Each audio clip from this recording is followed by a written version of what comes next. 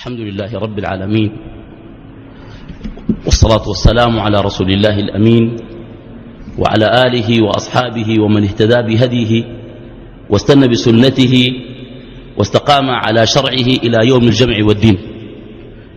الحضور الكريم، السلام عليكم ورحمة الله وبركاته.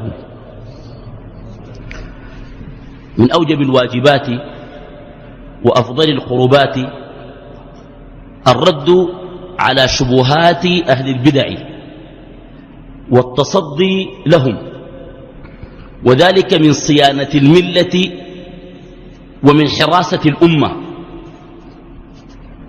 ولأن القضية في باب من أبواب العلم والدعوة تأتي سلسلة الحديث عن المتهمين، ليس تجريحا ولا استهزاء، لكنها أفكار منحرفة، وقد تحدث عنها في الهواء الطلق وتكلم عن الأفكار في العلن، وهذا يلزمنا ويقتضي أن نرد على الشبهات علنا، وأن نتناول أهل الضلال وأن نكشف سبيلهم، وكذلك نفصل الآيات ولتستبين سبيل المجرمين. كانت هنالك سلسلة المتهم الأول، وتناولت فيها فكرا وشخصا، وكان التناول باعتبار التأثير. ثم جاء المتهم الثاني وتناولته أيضا في هذا المسجد، وكان على حسب التأثير في وقته وأوانه. اليوم أحدث عن المتهم الثالث، ومتهمنا هو الدكتور حسن عبد الله الترابي. لماذا الحديث عن الترابي؟ الإجابة الأولى، هو ليس مجرد شخص، لكنه شخص يحمل فكر، وبالتالي يحمل هذا الفكر بكل أبعاد هذه المدرسة، وهو يمثل المدرسة العقلية القديمة التي كان على رأسها الفلاسفة والمتكلمة والمعتزلة. وكثير من الناس تفاجأ بأفكار الترابي التي نقلها عن عمرو بن عبيد المعتزلي وعن غيرهم من أئمة الاعتزال والضلال في عصرهم.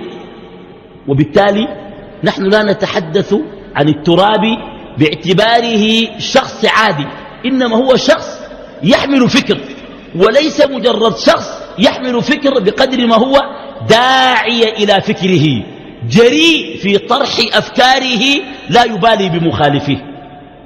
ونحن كذلك سنكون جريئين في الرد عليه، ولن نبالي بمن يخالفنا فيه. طيب، اثنين، الترابي شخصية مؤثرة ولها صدى إعلامي، فأفكاره لا تقال في ميدان أو في جامعة، إنما تنزل على الصحف ويقولها في فضائيات واسعة الانتشار، وبالتالي هذا جعل الرد عليه واجب.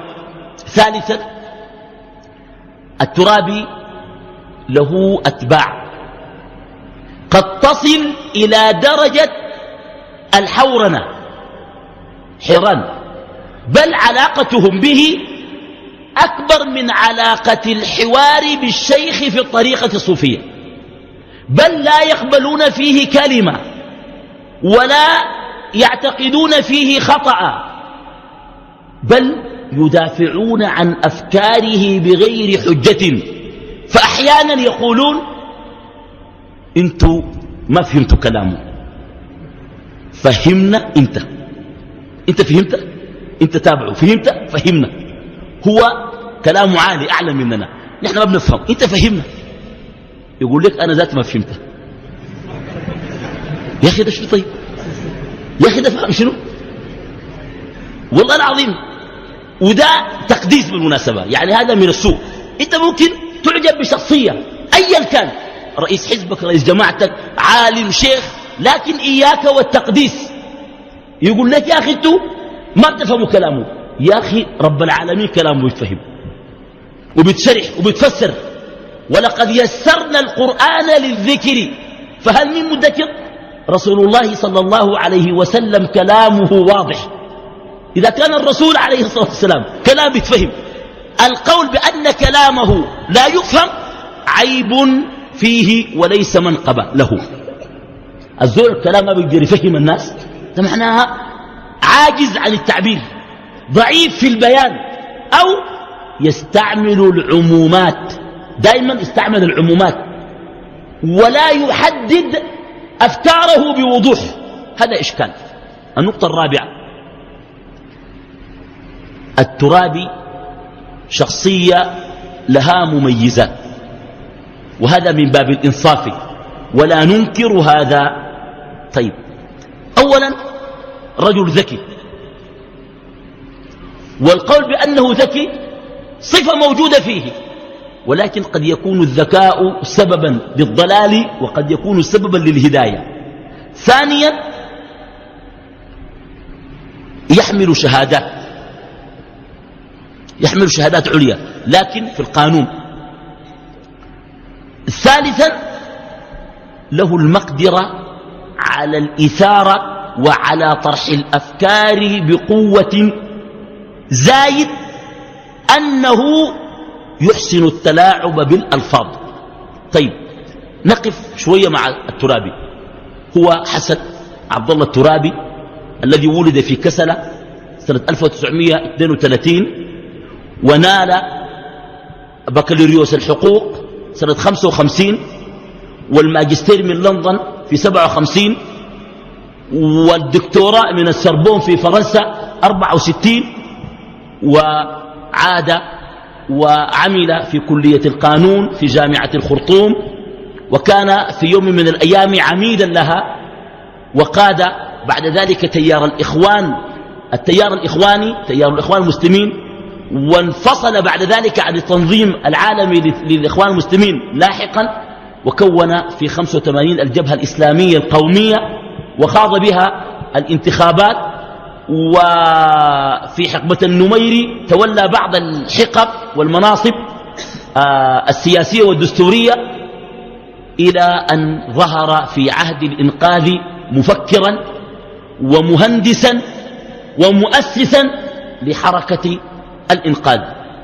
يقال والله أعلم أن الترابي يتكلم بأكثر من لغة، ويقال أنه يحفظ القرآن بأكثر من رواية.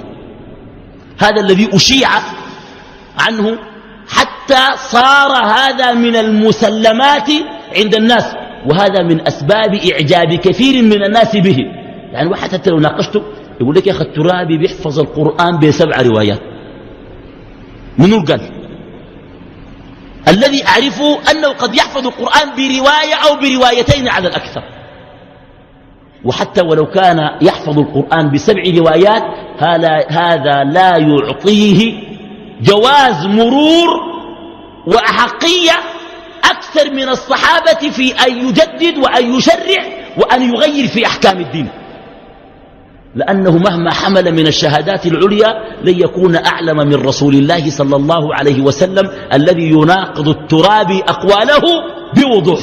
طيب، نتحدث عن مدرسة الترابي.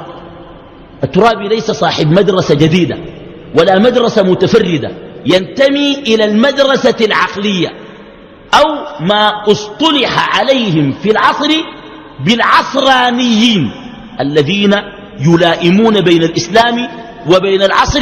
هذه الفكرة الكلية، وقد تبدو هذه الفكرة الكلية في كلياتها جميلة.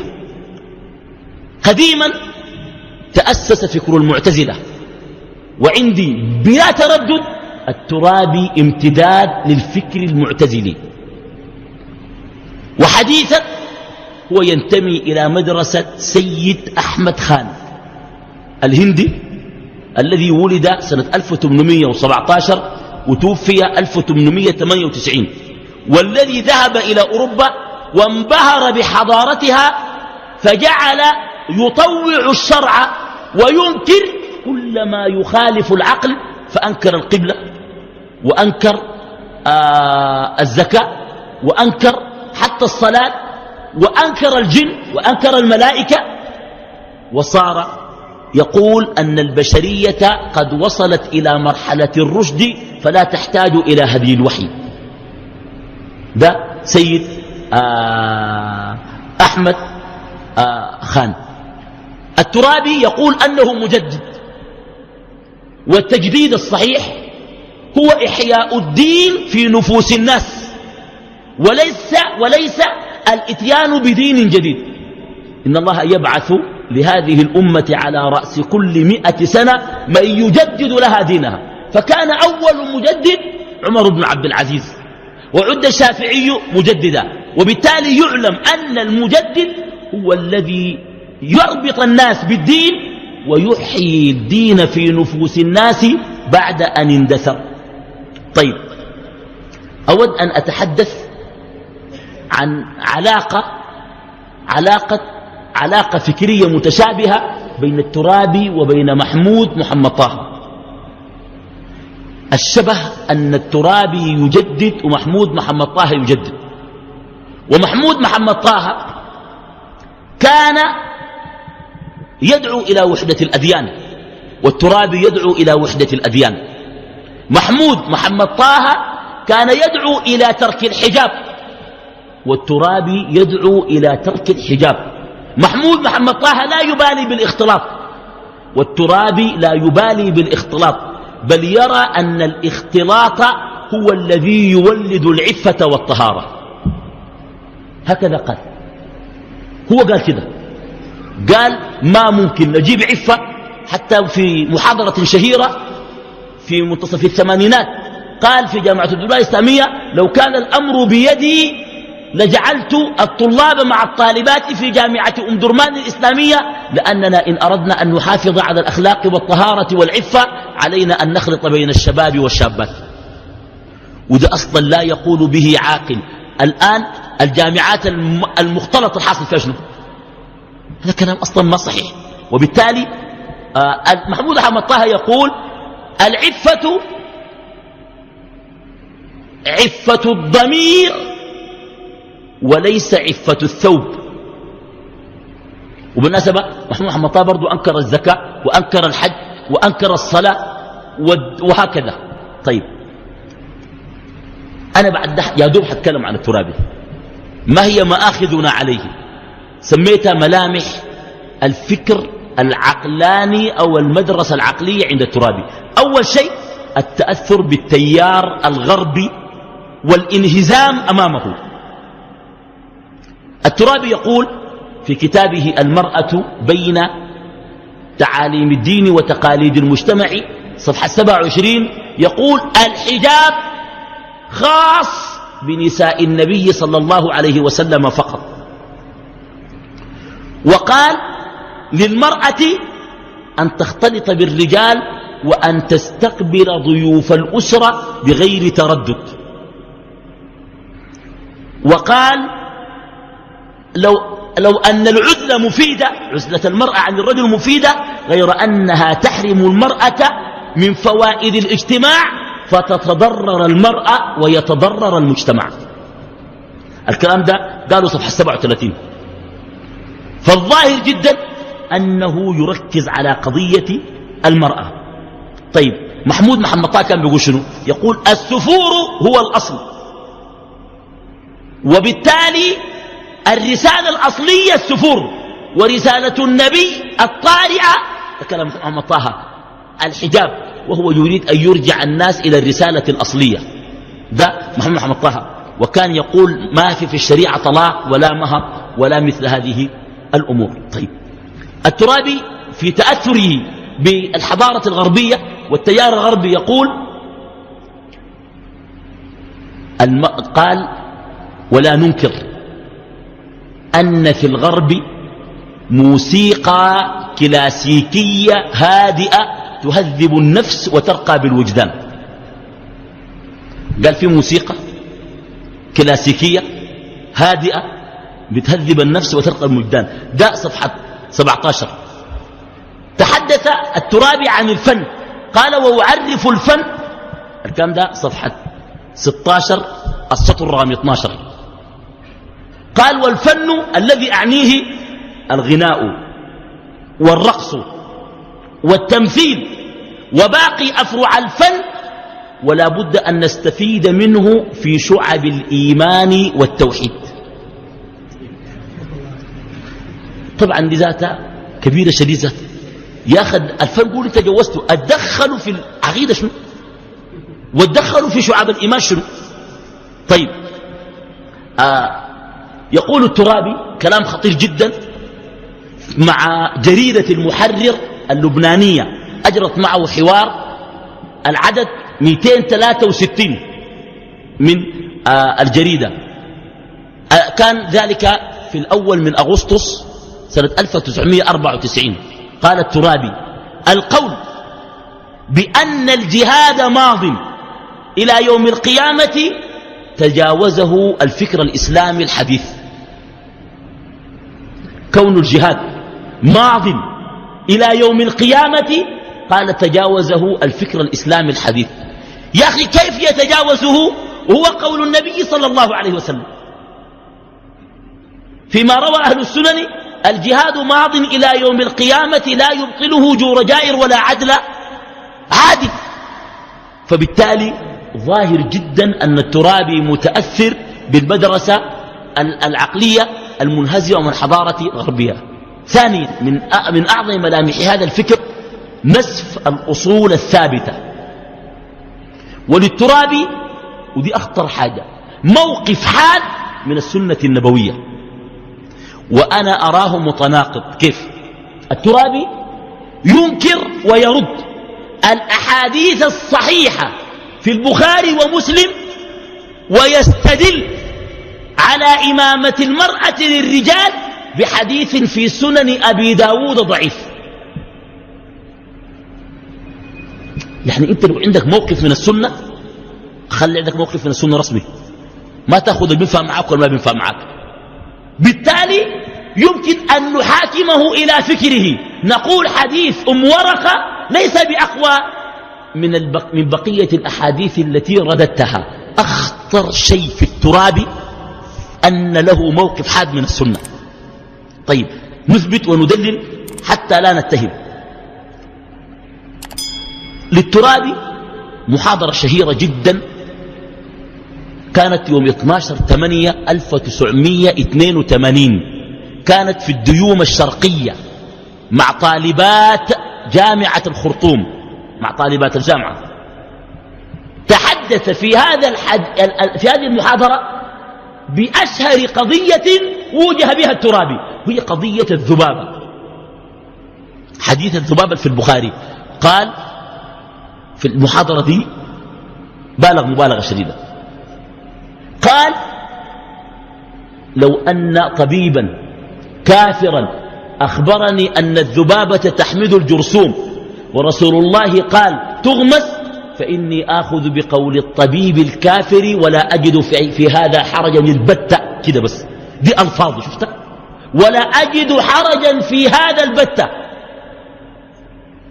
لأن الترابي حاول يلبس على الناس، يقول أن هنالك سنة تشريعية وسنة غير تشريعية، واستدل حادثة تعبير النخل.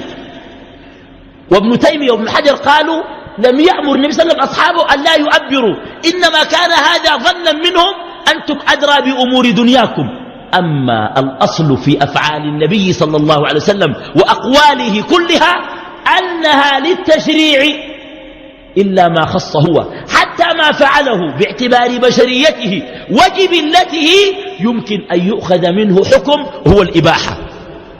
يعني حتى الرسول صلى الله عليه وسلم ما في تشريع، كونه عمل حاجة معناها ما بيعمل حرام، هذا يدل على أن هذا مباح، يدل على الإباحة، لأن الله لا يجبل أنبياءه على المكروهات ولا على المحرمات.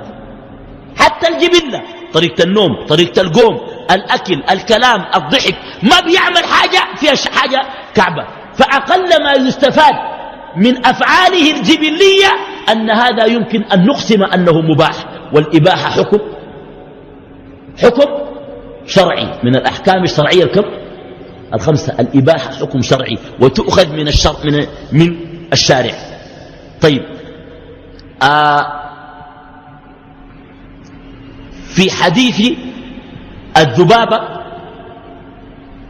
كان قوله بأنه يرد الأحاديث الصحيحة كما سوف نعرف بعد قليل أنه رد كثير من الأحاديث الصحيحة. حتى أقول محمد الغزالي، ما محمد الغزالي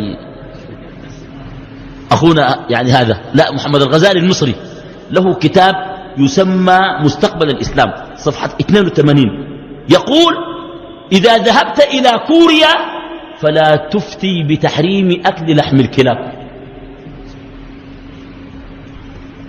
كويس؟ قال لو مشيت كوريا وقال لك اللحمة كيف، أسكت. قال ما تقول له الحرام. يا كده رسول الله قال حرام، قال أنا ما بينفع معهم. يا أخي الدين ده ما بينفع مع الناس كلهم، لكن الناس يمشوا بالدين. وبالتالي هي مدرسة للأسف الشديد منهزمة. طيب دفع هذا الترابي إلى رد أحاديث كثيرة بعد ذلك بحجة أنه لا يأخذ بأحاديث الآحاد، فأنكر نزول عيسى، لأن الترابي يرى طبعا يا إخواننا نزول عيسى عليه السلام كما سوف نعرف بعد قليل. نزول عيسى عليه السلام ثبت ب27 أو 29 حديث، كويس؟ تقريبا 9 أحاديث منها ضعيفة والبقية كلها صحيحة. أنكر الترابي الأحاديث الباقية تقريبا 19 أو 18 حديث، 6 منها في الصحيحين. الترابي ينكرها جملة وتفصيلا، يقول أن عيسى لا ينزل وأن هذه إسرائيليات. طبعا ده كلام غريب جدا. ينكر حد الردة بحجة من بدل دينه فاقتلوه، حديث ابن عباس في صحيح البخاري. يرد الأحاديث بعقله. قال شنو؟ قال من بدل دينه فاقتلوه. قال من كان يهوديا ثم صار نصرانيا يقتل، ومن كان نصرانيا وصار مسلما أيضا يقتل لأنه بدل دينه. الكلام جبت من وين؟ من بدل دينه الحق إن الدين عند الله الإسلام. دي أخوانا ما داير لي أصله 2 3، وبالتالي يرى أن الدماء تحتاط فلا تهدر الدماء بأحاديث آحاد. السؤال: أحاديث الآحاد هذه قالها رسول الله أو لم يقلها؟ ده السؤال. قال ولا ما قال؟ قال. طيب في شو تاني؟ انت مالك؟ كان ما قال معلش، لكن إذا قالها.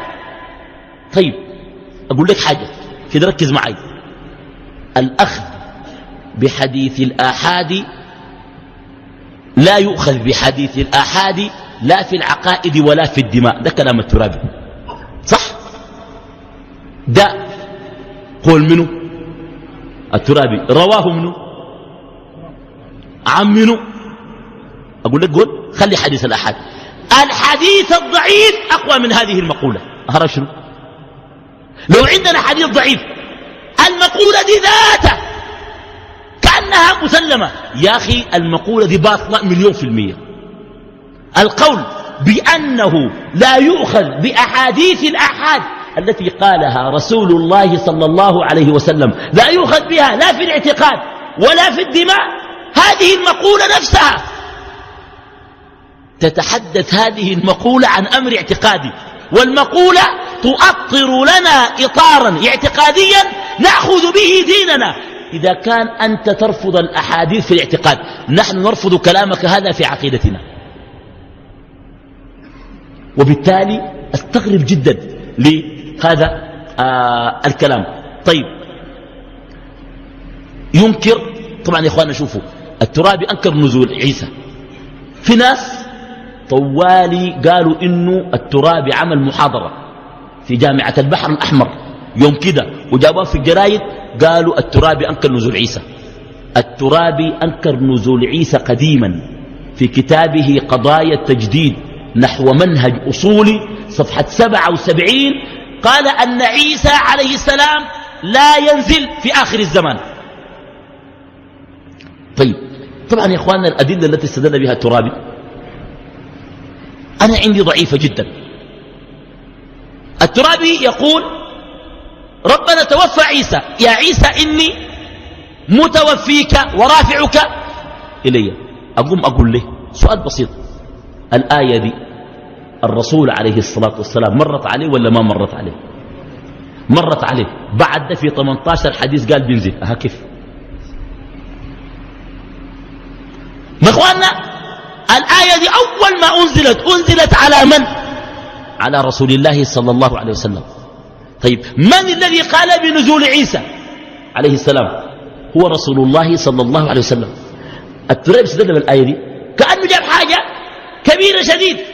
يا أخي الآية دي موجودة في القرآن ورسول الله بيقراها، هو أول من علمها، وقبل ما جبريل يكلمه لا أنت ولا أنا ولا الدنيا دي كلها ما كنا عارفينها، هو أول من عرفها عن ربه. وبعد ده قال عيسى بينزل. أنت تقول لا بينزل؟ أنت فهمك للآية خاطئ. ليه؟ الوفاة تعني الغياب الجزئي والكلي، وبالتالي سمى الله النوم وفاة. الله يتوفى الأنفس حين موتها والتي لم تمت في منامها فيمسك التي قضى عليها الموت ويرسل الأخرى إلى أجل مسمى. فعيسى عليه السلام الآن غايب، انتهى الكلام في حكم الوفاة. وقد قال عيسى عليه السلام في القرآن، قال الله عز وجل له: وإن من أهل الكتاب إلا لا يؤمنن به قبل موته ويوم القيامة يكون عليهم شهيدا. قبل موته اللي هو نزوله. وإنه لعلم وإنه لعلم للساعة، يعني هو من أشراطها. يكلم الناس في المهد، وقد كلمهم، وكهلا لم يكلمهم بعد وهو كهلا، سيكلمهم. وعيسى عليه السلام يدخل في قاعدة منها خلقناكم وفيها نعيدكم ومنها نخرجكم تارة أخرى. لذلك في صحيح مسلم قال النبي عليه الصلاة والسلام: وهو أعرف من يكلمنا عن عيسى. يعني حتى لو الرسول كلمنا عن عيسى والترابي كلمنا عن عيسى، أكثر واحد بيكون عالم بعيسى ما في مقارنة. الرسول قال أنه سوف ينزل وسوف يدفن في المدينة النبوية. سوف يدفن. أين يدفن عيسى عليه السلام؟ في المدينة النبوية. وبالتالي الترابي يطعن في السنة طعن شديد جدا. هذا قال في المحاضرة الشهيرة أن الترابي في محاضرة طالبة جامعة الخرطوم في الديوم الشرقية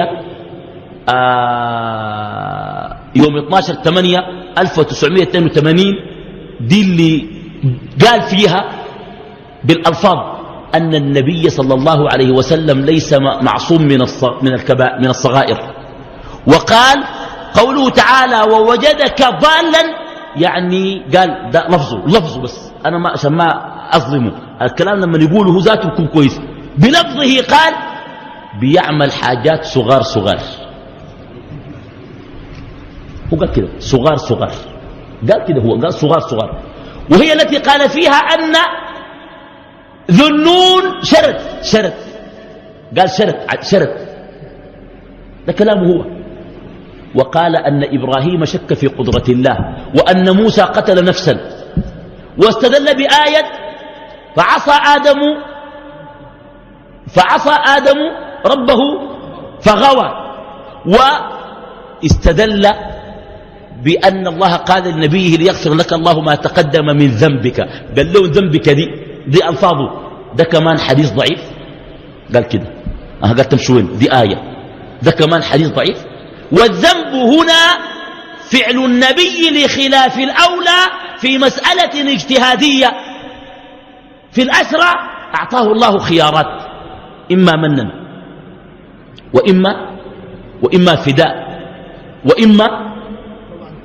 وإما أن يثخن في الأسرى. إن ممكن يقتلون وممكن يفكهم مجانا وممكن يفكهم بقروش. في موقف بيحتاج قتل يقوم الرسول يفكهم.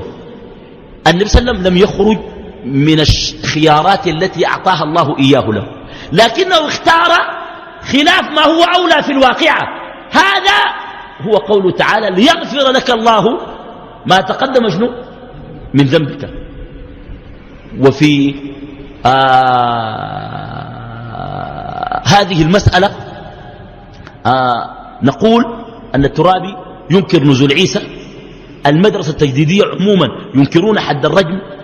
الترابي ينكر حد الردة، بل الترابي يقول شوف الكلام ده، وهذا في حوار أجري معه في المحرر العدد 263 اللبنانية الصادر يوم 1/8/1994، وكذلك في مجلة الملتقى الصادرة في أكتوبر 91. الترابي قال لو أن مسلما ارتد وصار نصرانيا لا نقتله في ظل الدولة المسلمة. كان له لما؟ قال له حريته يفعل ما يشاء. ورد الأحاديث الآيات التي استدل بها بترك عمومات، لا إكراه في الدين. جميل، نحن ذاتنا معك، لا إكراه في الدين. الترابي طبعا بيقول باللفظ، يقول لا إكراه في الدين فول ستوب، بيقول كده هو فول ستوب دي قاله هو، خلاص يعني الموضوع انتهى. قال كده هو، قال لا إكراه في الدين فول ستوب. لا إكراه في الدين، لا نجبر أحدا كافرا أن يدخل في دين الإسلام، لكن من أسلم إذا كفر هذا الأمر يهز المجتمع كله. ولذلك حتى حديث من بدل دينه وحديث معاذ وابن مسعود في الصحيحين لا يحل دم امرئ مسلم إلا بإحدى ثلاث: زنا بعد إحصان، وكفر بعد إيمان، والنفس بالنفس. وبالتالي حتى في الصحيحين أن معاذ وجد رجلا مقيدا وقال ما هذا في اليمن؟ قيل أنه أسلم ثم ارتد، قال لا أجلس حتى يقتل، قضاء الله ورسوله. وبالتالي الترابي ينصف الأصول برد أحاديث الأحاد، بتقسيمه للسنة، الطعن في أصول السنة والحديث. الترابي يقول في هذه المحاضرة الشهيرة، قال إذا قيل للناس رواه البخاري قال يثقون. قال الترابي لا بد من النظر في ضوابط البخاري وعدم الثقة بها. قال ننظر في شنو؟ في ضوابط شنو؟ البخاري، وأن لا نثق بها. هذا الكلام قاله في قضايا تجديد أيضا نحو منهج أصولي. وقال البخاري الترابي عن البخاري، قال لا بد من النظر في قواعد المحدثين وتغييرها. إخواننا الرد البسيط شنو؟ نقول له نحن حناخذ بالضوابط دي لحد ما تجيب ضوابط كاملة زيهم، بعد ذاك نشوفها، كان ما نفعت معانا بناخذها. يعني الترابي يريد أن ينسف القواعد الموجودة دون أن يأتي بقواعد مفيدة. طيب أقول لك حاجة، الترابي جدد، أسمعوا الكلام ده كويس، سأوريك إنه قضية التجديد لابد تكون منضبطة. جدد الترابي في قواعد المحدثين وأتى بقواعد جديدة. أنا سوف أجدد قواعد الترابي الجديدة اللي بمعنى منه وأشكك فيها.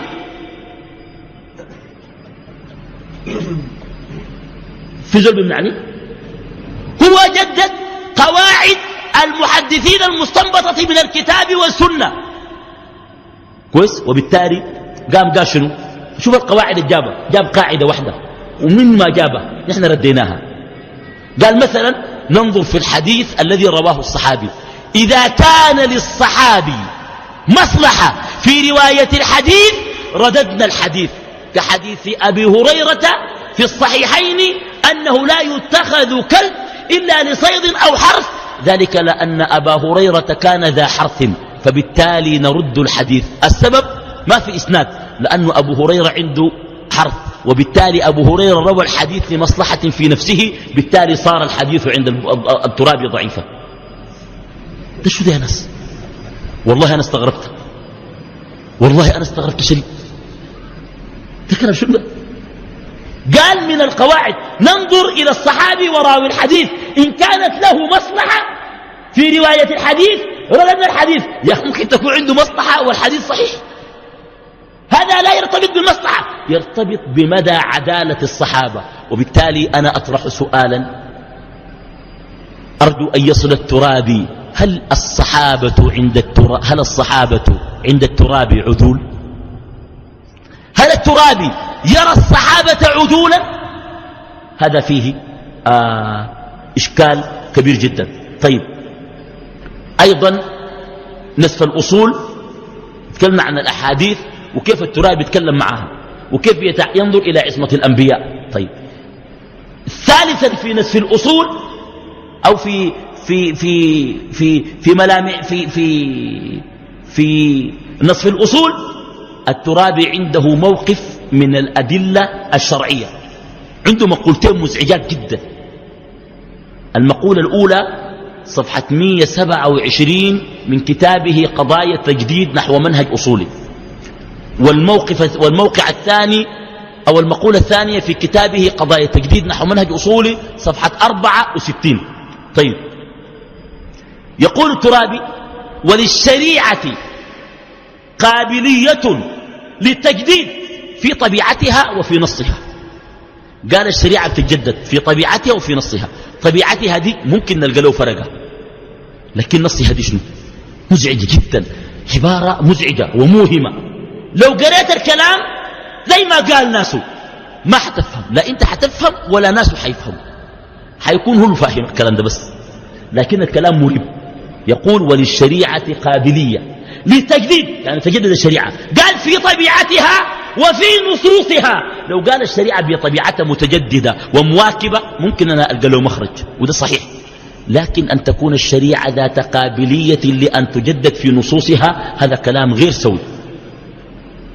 العبارة الثانية دي صفحة 127 السطر الأول. المقولة الثانية صفحة 64 يقول الترابي والخطاب الشرعي ينصرف إلى من عناهم مباشرة وينصرف إلى غيرهم عبرة وعظة. يعني الآية نزلت في المنافقين بس، الناس التانيين بس يستفيدوا، في الكفار بس، في تحريم الخمر في تحريم الخمر بس، وهذا أيضا كلام مريب ومخيف. طيب رابعا في نصف الأصول الترابي ينسف القواعد الحديثية. يقول الترابي ده كلام عجيب خلاص، والقواعد الفقهية يقول إذا كان تاريخ السلف الصالح امتدادا لأصول الشرع لا ينبغي أن لا يوقر بانفعال. قال تاريخ السلف والأشياء العمولة دي كلها، أصول الفقه والمصطلح والتفسير وقواعد التفسير دي كلها، قال ينبغي أن لا تعامل بانفعال، ممكن نخليها لما يكون في بديل أحسن منا. وين البديل أحسن منا؟ ما جاب بديل. الترابي في قضايا التجديد صفحة 164 جاب حاجة عجيبة خلاص، قال بديل أصول الفقه. أصول الفقه طبعا يقول أصول الفقه شنو؟ إنه الخطاب الشرعي واجب ومستحب ومباح وحرام ومكروه، عرفت كويس؟ الشرط والمانع والركن والفرض، الحاجات دي. الترابي قال بدل القواعد الحديثية وأصول الفقه قال شنو؟ قال لا بد من فقه شعبي واسع. قال وأدعو إلى هذا الفقه الشعبي الواسع. فقه شعبي شنو؟ واسع. أنا ما أعرف ده على وزن دفاع شعبي وشرطة شعبية وحركة شعبية ومؤتمر شعبي وتاني شنو شعبي؟ والسوق الشعبي والفنون الشعبية. يا أخي ده فقه يا أخي. يا الفقه الشعبي يعني شنو؟ يعني بدل ما الناس يقول لك رواه كده والمحدث كده والصيغة كده والأصل في الأشياء الإباحة ده قال ده خليه، ونعمل شنو؟ قال نعمل فقه شعبي واسع. وقال لا بد أن ندعو إلى فقه شعبي واسع. بالنسبة من الأشياء المريبة جدا عند الترابي، وهذا كلام قديم كتبه الترابي في كتاب شهير، وأنا طولت جدا ما شفت هذا الكتاب. لما قرأت هذا الكتاب كان هذا تقريبا سنة 88 أو 89. كتاب اسمه الحركة الإسلامية، الكسب الحركة المنهج. الحركة الإسلامية، الكسب والتطور، أي الكسب المنهج التطور. قال فيه صفحة 168 قال: وإن من حسن حظي أني أنشر أفكاري هذه في المجتمع السوداني الذي يغلب على أهله الجهل. والله أنا استغربت يا أخي، أنت تتكيف إنه الناس جاهلين. بيقول لك لو قال للناس أحاديث الأحاد ما يؤخذ بها، في ناس ذات حديث الأحاد ده منا اللي خرجوا ما سمعوا به. يقول لك حديث الأحاد شو يا أخي؟ نحن بنريح الناس، نحن عندنا حاجتين: حديث الرسول قالوا وحديث الرسول ما قالوا. حديث الأحاد الرسول عليه الصلاة والسلام قالوا بس، ما بيرد. ليه ما بيرد؟ لأنه ببساطة قاله رسول الله صلى الله عليه وسلم. طيب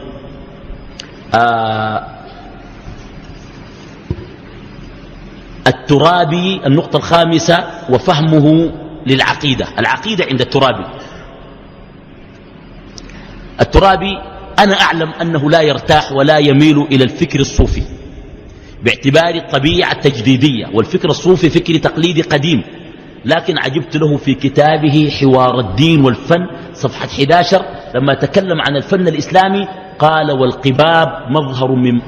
لكن جابر بن عبد الله الأنصاري رضي الله عنه فيما أخرجه الإمام مسلم نقل أن رسول الله صلى الله عليه وسلم نهى عن ذلك، بس ببساطة. شوف انت لو ده تعرف الترابي ده فكره صحيح ولا باطل، جيب فكره وجيب الحديث ضده طوالي. الكلام يقبلك واضح. انت بتقبل بين شخصيتين، بين الترابي وبين الرسول عليه الصلاة والسلام. يا تختار الترابي وتمشي معه ويقبل رسولك، يا تختار الرسول عليه الصلاة والسلام وتمشي معه وتغلط الترابي. أصل ما عندك حاجة في النص.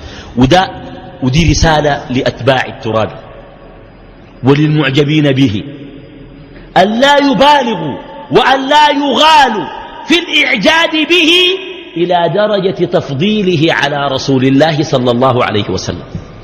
طيب الترابي، ودي من أغرب الحوارات اللي قريتها عن الترابي، ودي لسه ما قالها، ولسه الآن فكروا الزمان اللي قالوا بقى الآن مرة يطلعوا، كل مرة يطلعوا الناس يعملوا شكلة كبيرة والصحافة تكتب والدنيا دي كلها تقوم ويخلوه يلبدوا الثاني شوية، يخلوه يهدوا، ثاني يفكلون حاجة، ثاني الناس دي كلها تضج، وثاني يلبدوا، ثاني يفكلون.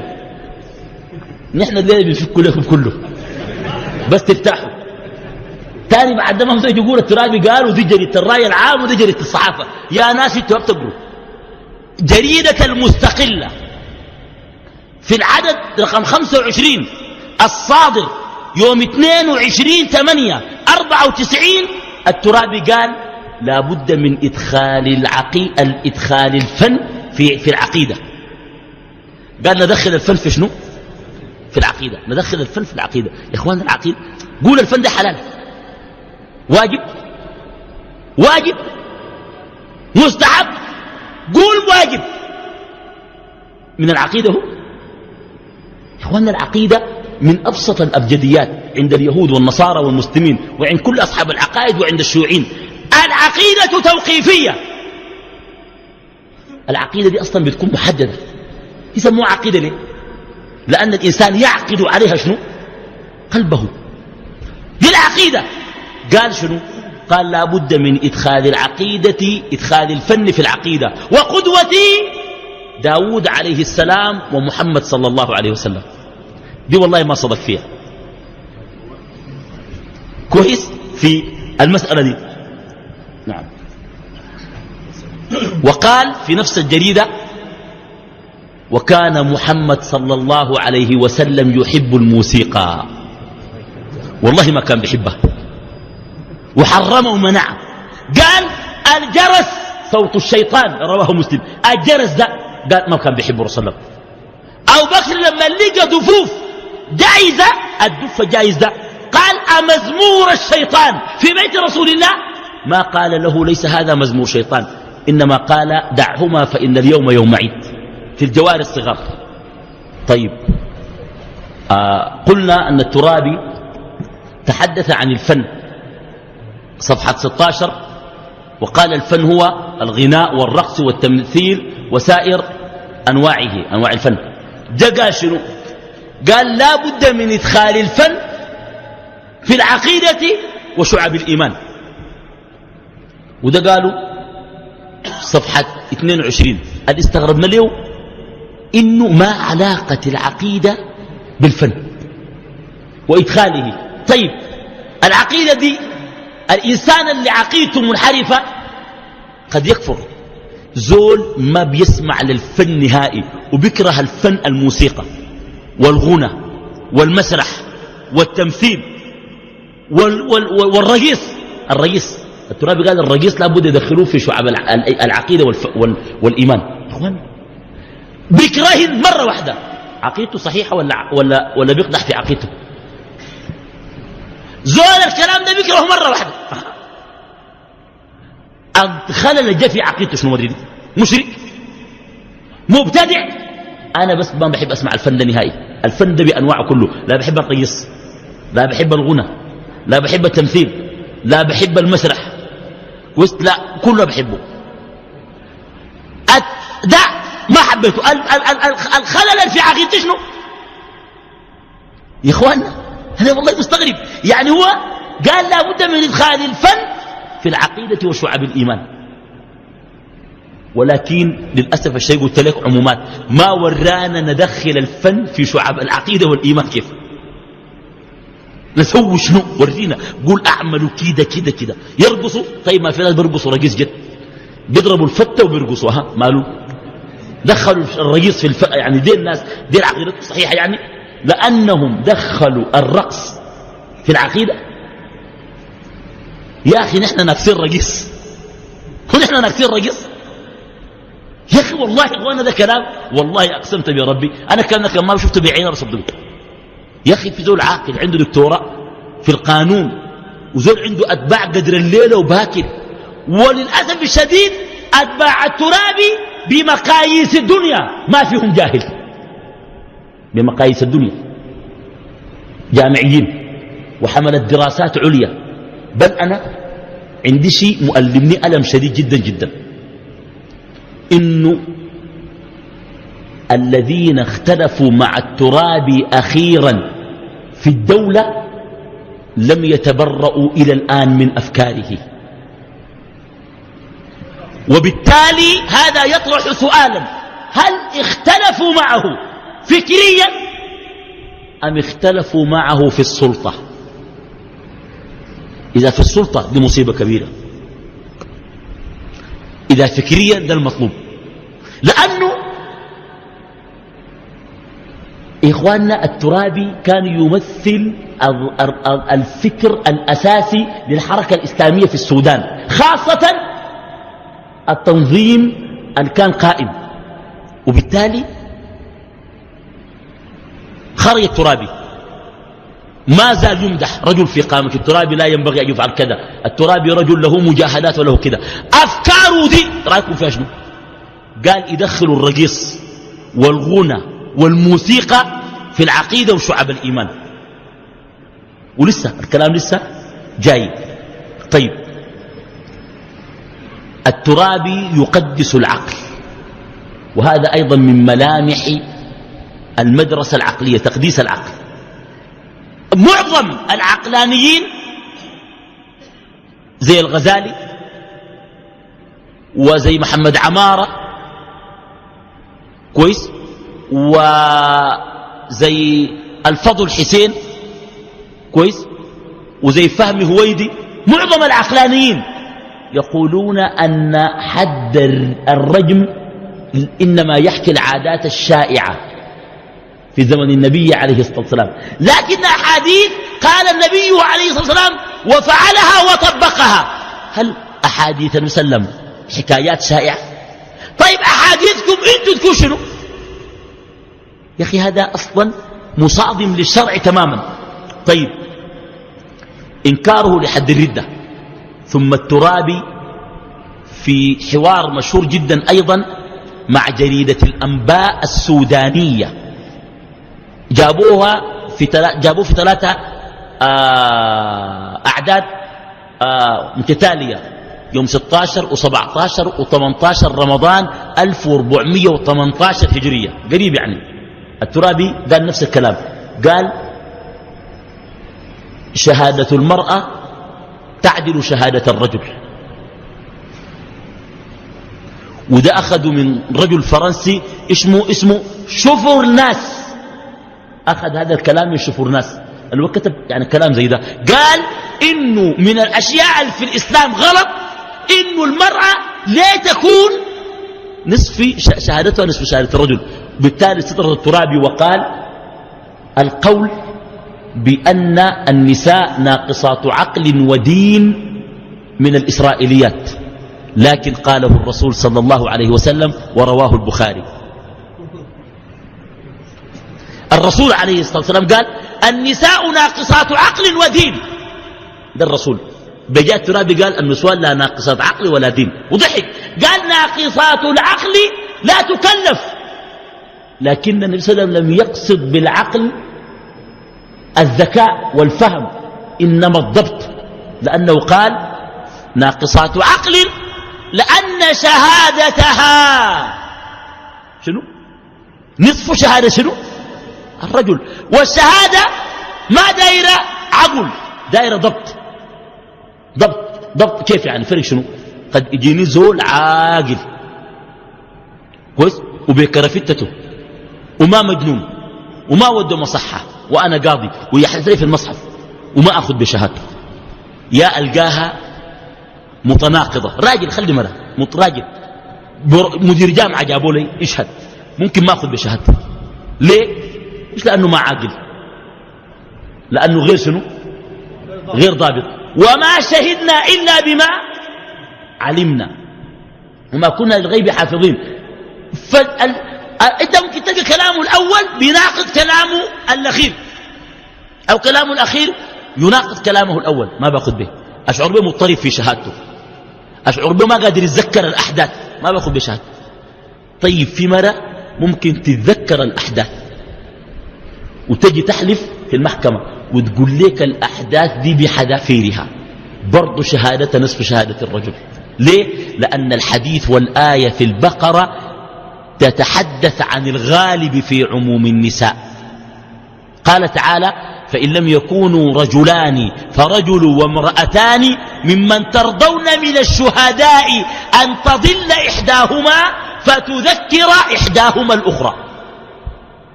واضح. وبالتالي الترابي قال النساء ما ناقصات عقل وناقصات الدين. كيف المرأة ناقصة الدين؟ أنها تترك صلاتها أيام حيضها. إذا كان بتحيض 7 يوم معناها ربع الشهر هي بدون صلاة، معناها ربع عمرها ما صلت، وهذا نقصان لا تؤاخذ عليه لأن الله أجراه على النساء. في شنو يا اخواننا تاني؟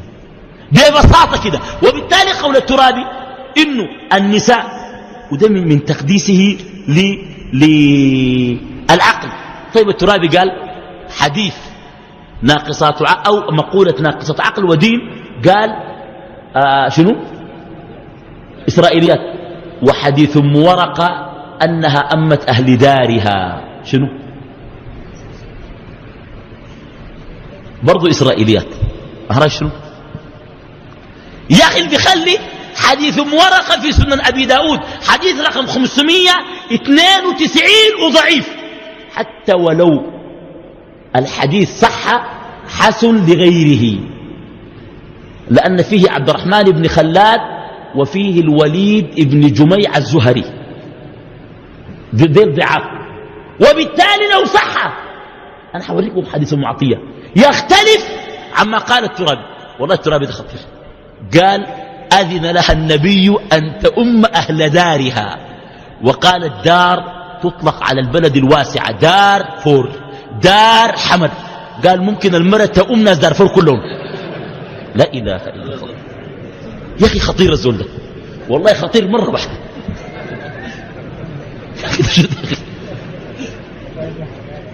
والله مع انه هو لو انا ما اعرف التراب الحديث دي قراها ولا ما قراها. لو قرا الحديث انا بقرا لكم، ولو ما قرا لكم انا بقرا لكم.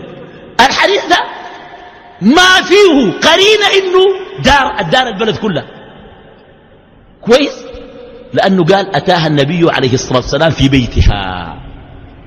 ده الحديث. اتاها وين؟ هذه بقى دار شنو دي؟ دي دار شنو دي؟ دار جعل ولا دار شنو دي؟ أتاها في بيتها فاستأذنته فجعل لها مؤذنا لتؤم أهل دارها من الغلمان. ده الحديث. والصبيان والنساء. كويس يا إخواننا، ده ذاته. أقول لك الصلاة الرجال بتاع ناس أم ورقة، حتى أم ورقة لما خرجت مع النبي صلى الله عليه وسلم قالت له يا رسول الله، شاوريك دار هنا معناه بيته، يا رسول الله إني أريد أن أخرج معك. قال الزمي دارك فإن الله سيرزقك الشهادة فيها. قتلت أم ورقة في دارها يعني في بيتها، والصحابة ما عرفوا. لو كان دار معنى البلد كلها كان الصحابة عرفوا. فقد عمر بن الخطاب صوت قراءتها فذهب يبحث عنها فوجدها مقتولة. ده معناه يا تدار دي.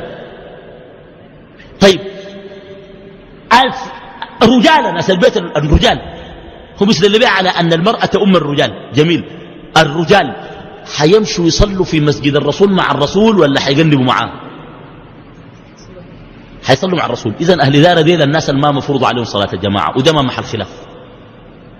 بس وده مع أنه ممكن أناقش المسألة بصورة أوسع، لكن أنا قاعد أتعرض لأنه محور المرأة ده أفردت له جزء خاص عن أفكار الترابي. في الترابي يستمر في تقديس العقل واستعمال العقل، يرد الأحاديث بالعقل. الذبابة ما نفع معه بعقله كده، يقول لك خلاص ما في حديث ذبابة. حتى بعد ذاك الترابي بقى كل ما يمشوا محل يكتبوا له سؤال، رأيك في حديث الذبابة شنو؟ محل ما يمشي بس حديث الذبابة. قال لهم يا أخي دي ذبابة ولا قنبلة نووية؟ يا أخي ذبابة شنو؟ قال لهم يا أخي ما قلت أنت. طيب كويس، محل ما يمشي يقول له حديث الذبابة. وبالمناسبة ليس الترابي وحده الذي رد حديث الذبابة، إنما رد هذا سيد أحمد خان من قبل، اللي هو مولود سنة 1817. وبالتالي الترابي ناقل عن غيره ولم يأتي بأفكار جديدة. فينكر الأحاديث إذا لم توافق، مش العقل، الأحاديث توافق العقل السليم، لم توافق عقله هو. أنا غيرت الأحاديث كلها بقى عليه مبسوط جدا. الرسول قال ناقصة عقل ودين، 100% ناقصة عقل ودين، وممكن أحلف لك الآن إنها ناقصة عقل ودين. دي ما أصوام عندي فيها شك. شهادة المرض شهادة الرجل ولا كرامة. وهنا أنا ما أنسى أهبش زول يا أخواننا، أفكار الترابي تتطابق في كثير منها مع الصادق المهدي، ودي مشكلتنا نحن. الناس الذين يرجى لهم أن يقودوا البلد بفكر أصولي يستند إلى الكتاب والسنة والإسلام الصحيح يقول هذه الأفكار. والصادق المهدي أجرأ في رد حد الرجم لأنه يراه يخالف حقوق الإنسان وأن فيه قسوة، وأن الصادق المهدي قال وللذكر مثل حظ الأنثيين ينبغي أن يراجع، لأن المرأة قديما لم تكن عاملة، بالتالي كانت عالة، بالتالي لما تأخذ من الميراث تأخذ النصف لأنها أخذت من أبيها كثير. أما الآن وهي تساهم في البيت يمكن أن يساوى ميراثها بميراث الرجل. ذاته نحن ما عارفين المتهم مين ذاته، زي ما قال لك نتهم منه ونخلي منه. والله أنا بقيت أتهم رقبتي، أقول أنا غلطان، الناس دين على صح إلا أتهم رقبتي بعد يا أخي الناس دين. ده صادق المهدي. ونفس الأفكار بتاعت النصرانية والزواج بالمسلمة الناس ما يكذبوا، الصادق المهدي يرى نفس الأفكار كويس. وأنا ذاته كنت بستغرب إنه الفرق شنو بين الصادق المهدي وبين الترابي. كويس. وبالتالي أقول إخواننا اسمعوا هذا الكلام، هذا تقديس للعقل. طيب من تقديس العقل يقول الترابي، وده من أخطر ما قاله الترابي في كتابه نظرات في الفقه السياسي صفحة 171. الترابي في كتابه نظرات في الفقه السياسي، الكلام ده أنا قريته بنفسي صفحة 171، قال ولأهلنا المخمورين في ظل الدولة الإسلامية أن لا يخافوا يمكن أن يعطوا تصريح بشرب الخمر لمدة عام وبعده يتركونها. قال فيحمل أحدهم التصريح ويشرب الخمر، فإذا لقيه الشرطي ولم يكن معه تصريح عاقبه، وإن كان معه تصريح تركه. لا حول ولا قوة إلا بالله. يا أخواننا ما بيتكلم عن النصارى، عن المسلمين. طيب الخمر نزل بالتدريج، الشرع اكتمل، الناس الآن مسلمين ومسلمين، اللي بيمنع الشريعة القوم شنو؟ بل قال يمكن أن يستعاض عنها بعد العام يستعاض عنها ببعض الجلد الخفيف والغرامة مع السجن شهر أو شهرين. قال حتى يترك الناس بعد هذا الخبر، والله ما يخلوها إلا بالحد نزلوا الله. يا إخواننا الكلام ده يقول عن شنو؟ حس الكلام ده يقول عن شنو؟ حتى تفاجأت يوم 1/3/2006 في جريدة الرأي العام السودانية، يعني قبل شهر وشوية، قال الترابي أن الخمر لا يحاكم عليها القانون إلا إذا كانت عدوانية أو أفضت وقادت إلى عدوان. إخوان شارب الخمر يجلد كما في البخاري من حديث ابن عمر ومن حديث عمر ومن حديث معاذ رضي الله تعالى عنهم جميعا. شارب الخمر يجلد، ومن حديث أبي سعيد الخدري رضي الله عنه شارب الخمر يجلد 80 جلدة ما استقر عليه الإجماع، و40 جلدة ما فعله النبي عليه الصلاة والسلام. ويمنع شرب الخمر، لعن الله الخمر شنو؟ شاربها وحاملها وعاصرها ومعتصرها وبائعها والمحمولة إليه. يجي يقول لك الخمرة ما يحاسب عليها القانون، قال إلا إذا كان شنو؟ إلا إذا أدت إلى عدوان. في أوروبا الخمرة كان ما أدت لعدوان زول بيسألك ما في أمريكا تشرب زي ما جاء تشرب، بس ما تعمل مشاكل في الشارع. وكان عملت مشاكل العسكري بسوقك لحد ما تبع بعد ذلك بيفكوك. طيب الترابي قال الخمرة ليست محرمة إلا إذا أفضت إلى عدوان، العدوان بغير خمر. رأيكم في شنو؟ زول لا سكران ولا حاجة، شال الحجر وكسر لزول قصص عربيته، ما سكران واعي ولا مجنون. رأيكم في شنو؟ حرام ولا حلال؟ حرام. طيب دخل الخمر والعدوان شنو؟ ما العدوان ده أصلا دي خمرة ولا خمرة حرام؟ ما تقول الخمر إلا تؤدي العدوان، قول الخمر حلال بس. ليه؟ لأنه العدوان ماله ممنوع شرعا وقانونا، حتى في القانون الوضعي غير مسموح تعتدي على الآخرين، لا في أوروبا ولا في أمريكا ولا في أي قانون بيسمح لك بالعدوان على الآخرين. فيصير العدوان حرام بخمر وبغيرها. كيف يقول الترابي؟ وهذا طبعا أنا ما متأكد منه، على حسب ذمة الصحيفة التي صدرت يوم 1/3/2006 أن الترابي قال هذا الكلام. طيب من أخطر ملامح فكرة الترابي إزالة الحواجز مع أهل الكتاب وعدم وضوح فهمه في هذه المسألة، ودي من أخطر المسائل التي أخذت على الترابي لأنها قضايا عقدية. طيب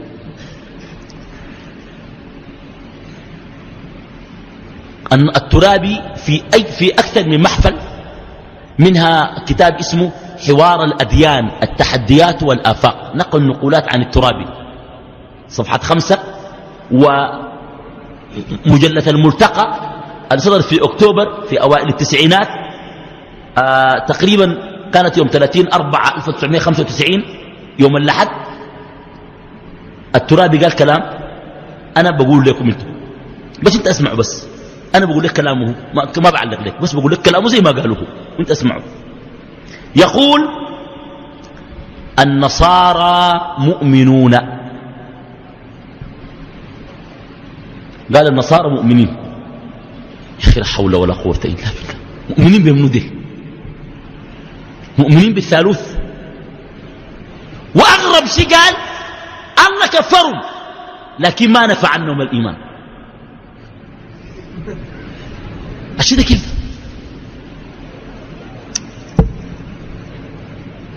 والله يا اخواننا انا والله كده، انت ركز معي، انا كده والله ما فاهم صح، يمكن انا غلطان. الترابي قال النصارى مؤمنون وقد كفرهم القرآن ولكن لم ينفع عنهم الإيمان.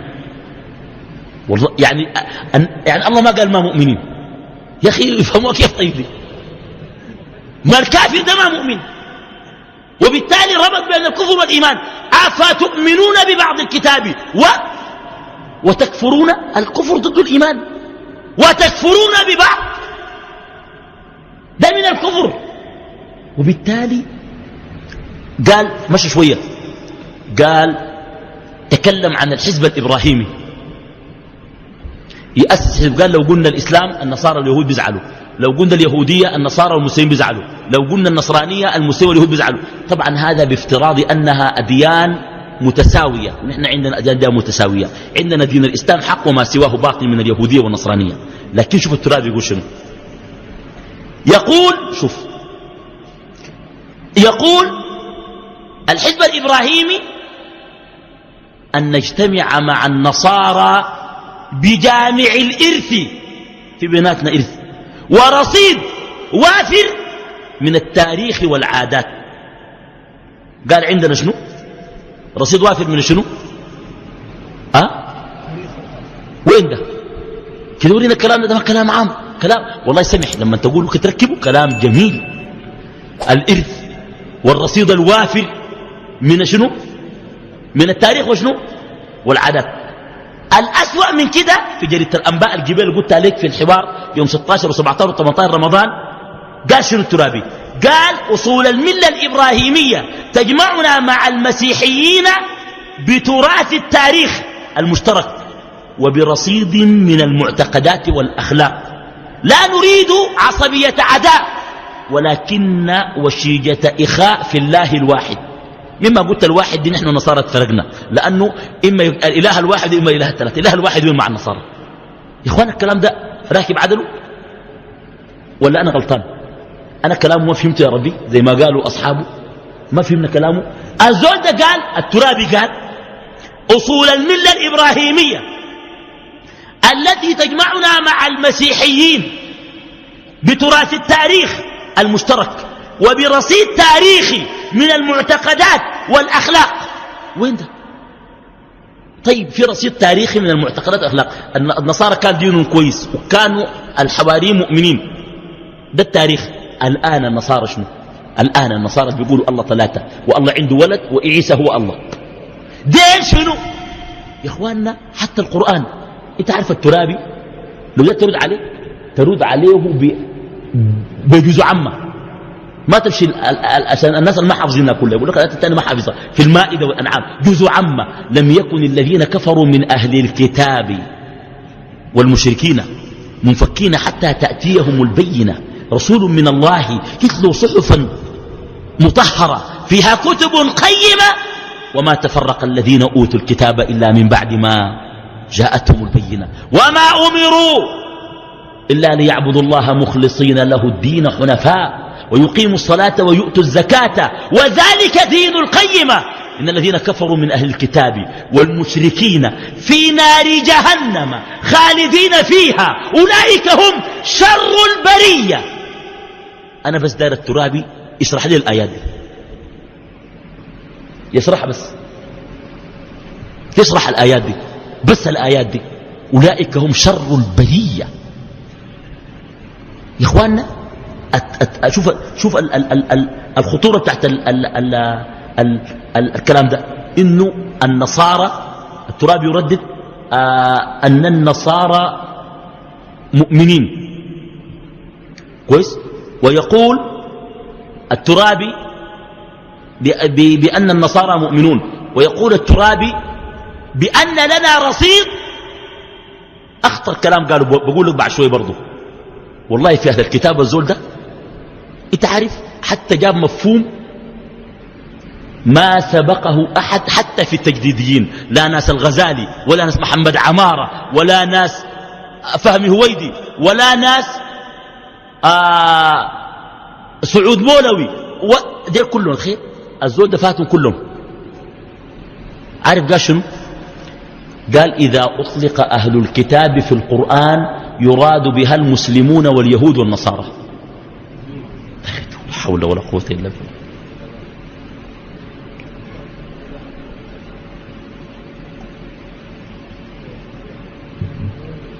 ليه؟ قال لأن المسلمين أهل شنو؟ الكتاب. لكن في فرق في القرآن بين قول الله عز وجل عن الكتاب ذلك الكتاب اللي هو شنو؟ القرآن لا ريب فيه، وبين أهل الكتاب. أهل الكتاب محددين كويس، اليهود والنصارى. لم يكن الذين كفروا من أهل الكتاب والمشركين. قل يا أهل الكتاب، اللي بيقول الرسول تعالوا إلى كلمة سواء بيننا وبينكم ألا نعبد إلا الله ولا نشرك به شيئا ولا يتخذ بعضنا بعضا أربابا من دون الله، فإن تولوا فقولوا اشهدوا. قل يا أهل الكتاب لما كده، يعني النقاش معهم كده. وبالتالي الترابي دي من النقاط الخطيرة جدا، من النقاط الخطيرة جدا اللي قال الترابي في أهل الكتاب بعد ما قال الرصيد التاريخ المشترك. وين التاريخ المشترك؟ التاريخ المشترك وين؟ عيسى من عند الله ورسوله من عند الله. هل النصارى الموجودين الآن هم أتباع عيسى؟ الرصيد المشترك وبرصيد تاريخي من المعتقدات والأخلاق. يعني في التاريخ قديما نحن والنصارى متفقين في شنو؟ في المعتقدات. ده ما محل خلاف. نحن والنصارى الآن مختلفين في المعتقدات بس في شنو؟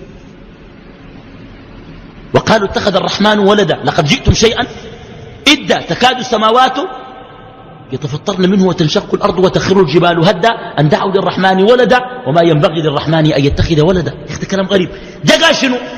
قال وعلينا أن لا نظن وأن ننظر إلى الحروب الصليبية نظرة عداء. أنا ننظر لها نظرة شنو بقى؟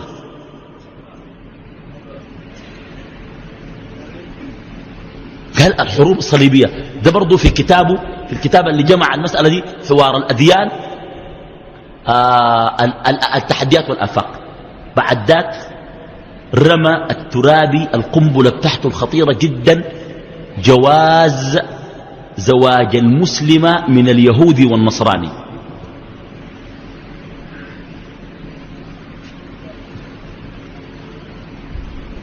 طبعا يا اخواننا شوفوا المسألة دي زمان أنا كنت بقول لبعض الناس في الحركة الإسلامية، بقول الترابي يقول كده، يقول ليه ما بقول كده؟ الترابي سنة 95 وسنة 85، لكن بتاعت 95 دي واضحة، شهر 5 يوم 24 في جريدة أو مجلة المجتمع الكويتية، في سنة 85 في المجتمع الكويتية، وسنة 95 في الرأي العام الكويتية، قال الترابي أن اليهودي والنصراني يجوز له أن يتزوج بالمسلمة. وفي لقاء الأنباء اللي عملته معاه جريدة الأنباء السوداني 16 و17 و18 رمضان من سنة 1418 هجرية، الترابي قال ولا أجد مانعا إن وجدت مسيحيا معتدلا أن أزوجه بمسلمة. المسيح المعتدل ده القوين.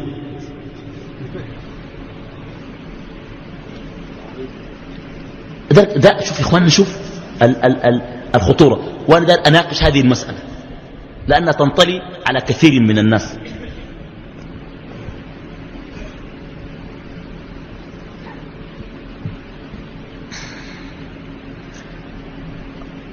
بنى الترابي فكره على أساس أن المرأة حرة في أن تختار شريكة حياتها، وهذا ليس صحيح. أي امرأة استنكحت بغير إذن وليها فنكاحها باطل وهي زانية، كما قال عليه الصلاة والسلام. طيب، الترابي قال ما في شيء في القرآن والسنة يمنع. والله أنا مستغرب، لأن الترابي قالوا حافظ القرآن بأكثر من رواية. ربنا سبحانه وتعالى في أواخر سورة الممتحنة قال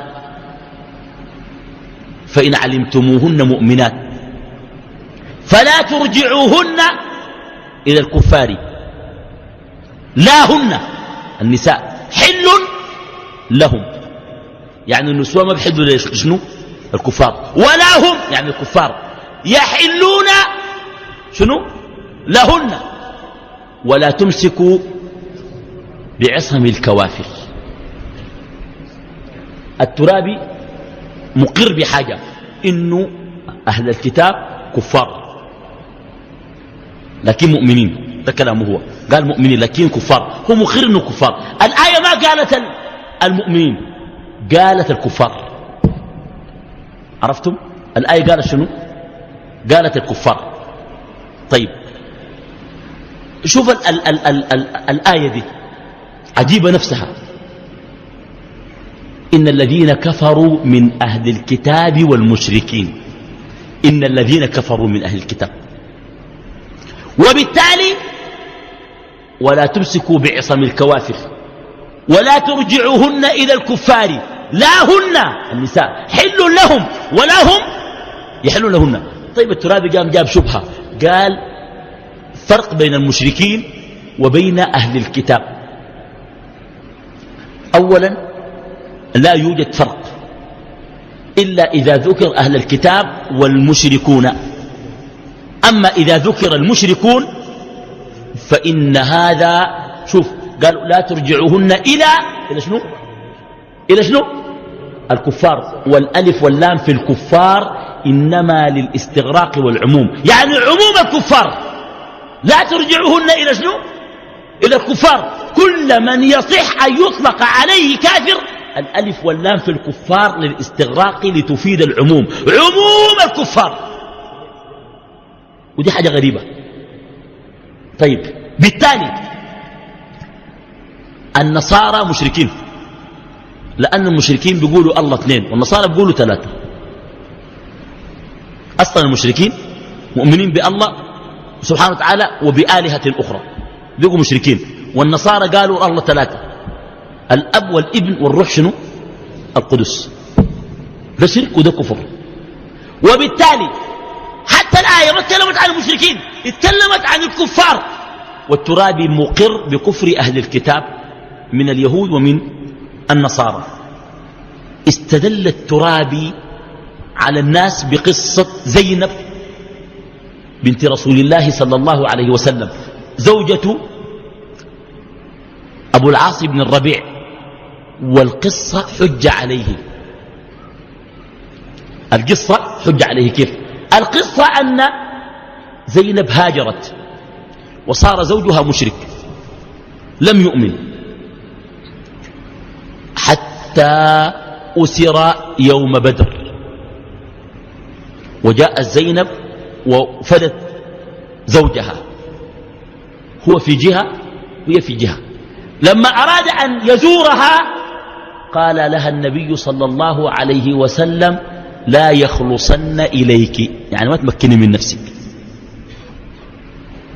ما تمكني من نفسك. ده معناه شنو؟ طيب جدا، أنا أوافق الترابي، أقول له اليهودي يتزوج بالمسلمة والنصراني يتزوج بالمسلمة بشرط ما تمكنوا من نفسه نهائي.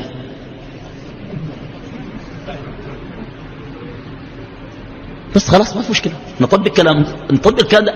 الحديث جابوا ده نطبقه بس. وليه الحديث ده ما يكون إسرائيليات برضه؟ ده ما سؤال وجيه. الحديث ده ما يكون إسرائيليات ليه؟ لا يخلصن إليك ما مكنته من نفسها فأسلم وجه. الترابي قال الرسول عليه الصلاة والسلام لم يعقد لهم عقد جديد. صحيح. حس الآن دي ما دايرة ترابي ذاته. لو في وحدة نصرانية أسلمت وراجل لسه نصراني نقول لها ما تمكني من نفسك وندي فرصة زي ما الرسول أدى أبو العاص شنو فرصة. إذا أسلم خلاص على العقد القديم، لأن عقد النكاح الأصل أنه يرجع إلى عادات الناس، المهم أن يكون زواج بس. أين الحجة هنا؟ بل الحديث حجة عليه بدليل أنها لم تمكنه من نفسها. وهي في من؟ وأنا أود أن أسأل السؤال، هل الترابي يتكلم عن حادثة معينة؟ يعني حصل في واحد استفتاني قال لي يا أخي أنا مرة استفتني، قلت لي أنا أسلمت وزوجي لسه ما أسلم، أعمل شنو؟ أقول لا فارقيه في مجتمع أهلها يعني ممكن يخلوها. أقول لها زي ما قال رسول لزينب لا تمكنيه من شنو من نفسك، وأسألها أقول لها قريب ولا بعيد، هل ممكن يهتدي، هل ممكن كده، هل أنت شايفاه معاند، هل كده. إذا قام قلت لي بعد كم يوم جات لي قلت لي أسلم، أقول لها خلاص على زواجكم الأول. ده الكلام ما في حاجة أصلا. يعني الصحابة اللي أسلموا ونسوان كانوا مسلمات في الأول أو كانوا مشركات وهم أسلموا ونساء أسلموا بعد ذلك ما تم عقد نكاح جديد، لأنه النبي صلى الله عليه وسلم نفسه والده تزوج بأمه عليه الصلاة والسلام فجاء من النكاح الحلال، لم يجتمع يوما على زلل له أبوان الرسول عليه الصلاة والسلام، وده النكاح كان موجود. يعني الزواج بالتفاصيل دي أديتك بمهر كان موجود في الجاهلية ومن المشركين، فزواج صحيح. لكن نحن بنتكلم عن راجل ومرأة متزوجين، واحد فيهم أسلم والثاني ما أسلمت. الترابي ودي جريدة الإهرام اللي عملت معه اللقاء الجريدة ذاته اللي هو يوم 17 ربيع الأول 1427 15 أبريل 2006 في الشهر ده. سألته قالت له إذا راجل المرأة أسلمت قبل راجل أو راجل لسه ما أسلم يعني يكون بالعقد القديم وتنتظروا، ولا أنت تتكلم عن مسلمة قاعدة وجاها كافر عديل من يوم كافر، قال قاصد كافر من يوم كافر. واضح. واحدة قاعدة جاها زول نصراني عديل بيقول الله ثلاثة، قال لي داير اعرفك انت نصراني اي ما في مشكلة جدا، اعقد له وين؟ في الكنيسة ولا في الجامع؟ يعقد له وين؟ اعقد له من الجسيس ولا المأذون؟ اعقد لهم جدا. الترابي قال اخواننا حادثة زينب زوجها اصلا كان زوجها وانجب منها شفع، الرسالة جات هما أسلموا والبنت أسلمت، البنت رسول الله زينب رضي الله عنها كويس، أسلمت زينب رضي الله عنها، وبالتالي زوجها ما بيصل. ليه؟ لأنها زوجها مع المشركين في مكة وهي مع من؟ مع سنة في شنو؟ في المدينة. لم يزوجها لأنه طوال الأحداث جاءت بسرعة، جاءت غزوة بدر في السنة الثانية من الهجرة مباشرة، وأسلم بعد ذلك أبو العاص أو أبو العاص بن الربيع. وقبل ما يسلم لما دخل عليها عشان يسلم على مرته القديمة الرسول قال ما تمكني من نفسك. وبالتالي وشوف التناقض بتاع الترابي قال الآيات في المشركين، الآيات في شنو يا اخوان ركزوا معي، انا نقطة حساسة في الرد. الترابي قال الآيات اللي بتمنع الزواج من المشركين صح، والنصارى ما من المشركين. المشركين دول عباد شنو؟ عباد الأصنام. وجستدل بقصة أبو العاص ابن الربيع الوقت ذاك أبو العاص ما من أهل الكتاب، من منه؟ من المشركين اللي هو بيتكلم عنه. حاجة غريبة يا اخوان. النقطة دي واضحة ولا ما واضحة ولا عيدة؟ الترابي قال النصارى يزوجوا، أما المشركين ما يزوجوا. كويس؟ قال المنع في المشركين ما في النصارى. النصارى ما مشركين، النصارى كفار. كويس؟ ودين مشركين، المشركين دين بيعبدوا الحجار. كويس؟ والنصارى ما مشركين لأنهم بيعبدوا عيسى عليه السلام وبيعبدوا مريم وبيعبدوا روح القدس وكده. طيب سلمنا، دين ما مشركين. لما جاي يدلل على جواز زواج اليهودي والنصراني من المسلمة استدل بقصة مشرك. نقول انت ما قلت المشركين ما مع النصارى ما بيخشوا مع بعض، انتهى الموضوع. يا اخوانا واضح الموضوع النقطة دي واضحة. انتوا عارفين انا شفتوا اللي كان فهمتوها دي بتكون كويسة جدا معي. انا بس ما اعرف الترابي فاهمه ولا ما فاهمه. كويس والله العظيم، لانه زول ده انا في تقديري زول ذكي شديد وفاهم كويس، لكن انا كان ده هو فاهم ولا ما فاهم. هو قال الايه ما تستدل بها، الايه دي في المشركين. قلنا له يا اخي ما يجوز ولا ترجعهن الى الكفار، قال دي في المشركين ناس مكه، وجاء استدل بزول من ناس مكه على زواج اليهودي والنصراني من المسلمه. دليلك يصلح لزواج المشرك من المسلمه وليس اليهودي والنصراني من المسلمة. من أين انطلقنا؟ من تفريقك أنت بين المشرك وبين الكافر من أهل الكتاب. أنت فرقت، وبالتالي ده من الإشكالات. طيب الترابي لما تكلم قال يا أخواننا لا نريدها مع أهل الكتاب عداء، عصبية وعداء، قال نريدها دين وإخاء في الله الواحد. أين الإخاء في الله الواحد؟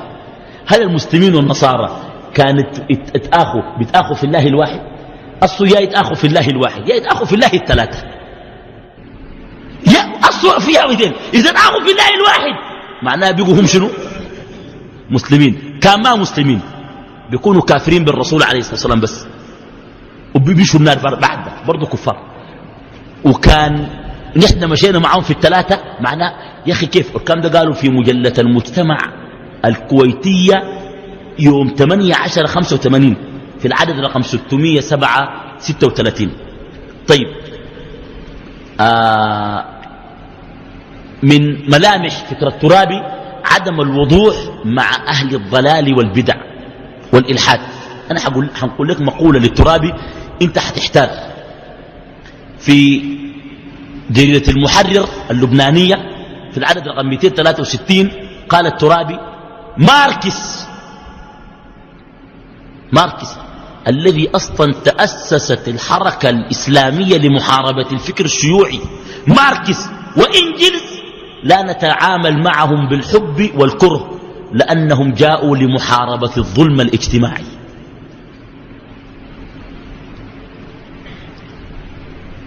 الغريب الترابي يشكر ماركس وإنجلز ويطعن في أبو هريرة.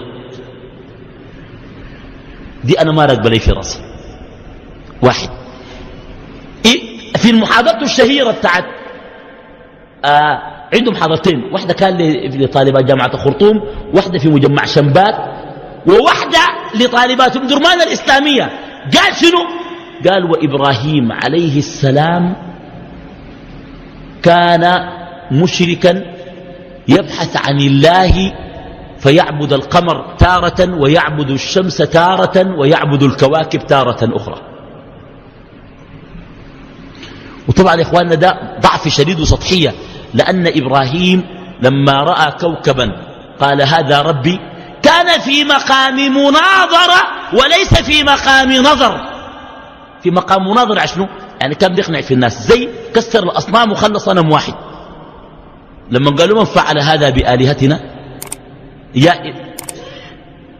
يا إبراهيم قال شنو؟ قال بل فعله كبيرهم هذا فاسألوهم. كم مقام مناظرة. عشان كده قال شنو؟ قال يا قوم إني بريء مما تشركون إني وجهت وجهي للذي فبالتالي ربنا قال لقد آتينا إبراهيم رشده من قبله، يعني مما هو صغير أصلا ما أشرك، كان على رشد. أعيد لكم الكلام ده. قال ماركس وإنجلز لا نتعامل معهم بالحب والكره، والله نحن غايته بنتعامل معهم بالكره، ونسأل الله أن يتقبل منا كرهنا لماركس وإنجلز، لأنه ده من أوثق عرى الإيمان. قال ما نتعامل معهم، قال لأنهم جاءوا لمحاربة الظلم الاجتماعي.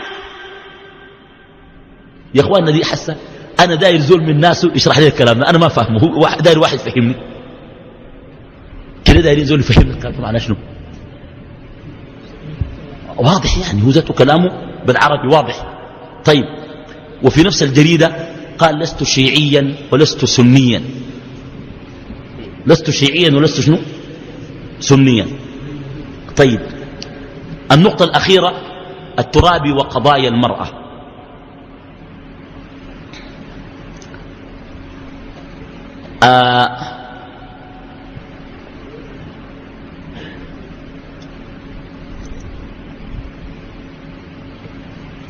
الترابي في آخر ندوة أقيمت في دار حزب الأمة الإصلاح والتجديد أتى بمجموعة من المفاهيم حول المرأة، منها زواجها بمن تريد ولا يحجر عليها أحد.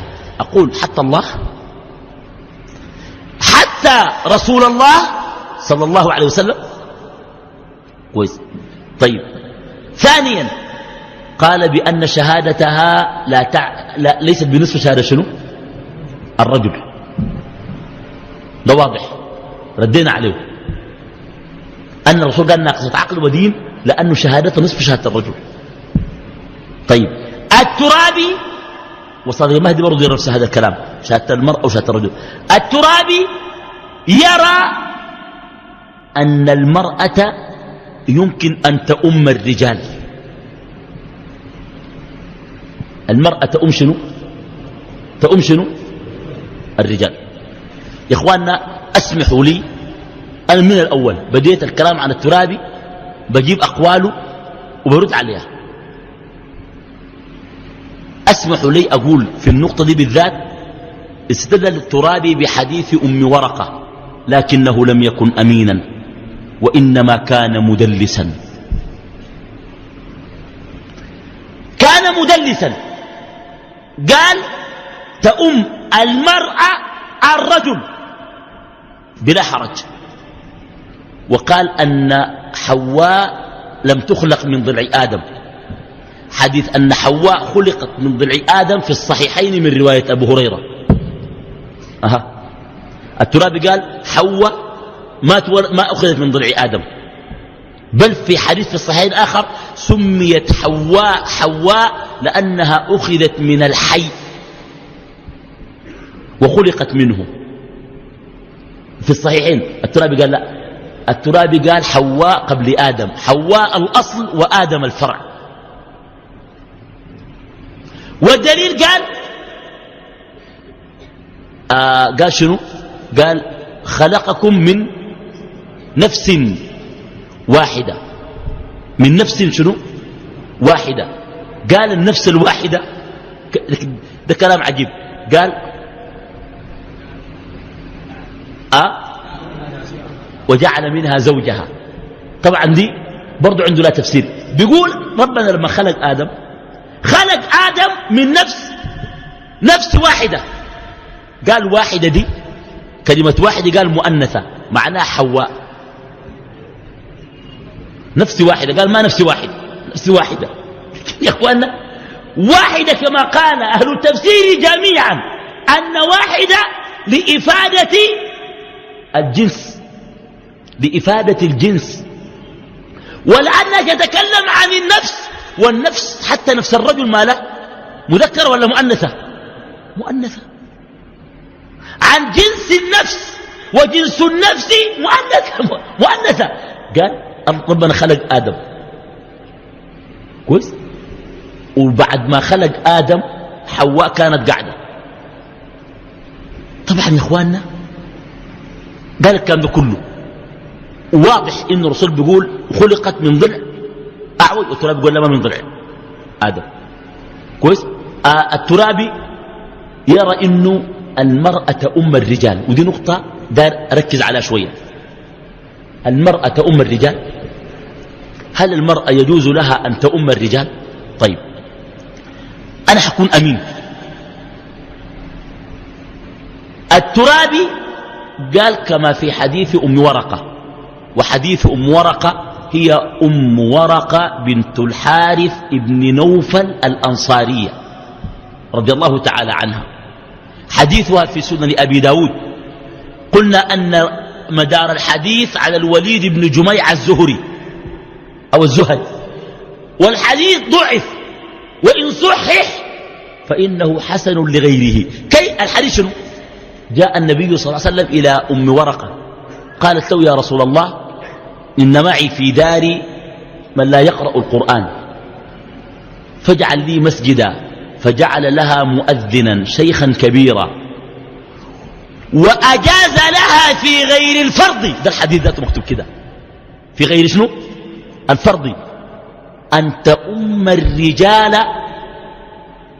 شوف الكلام ما قاله الترابي، قال واجعليهم أمامك وكوني خلفهم وصلي بهم.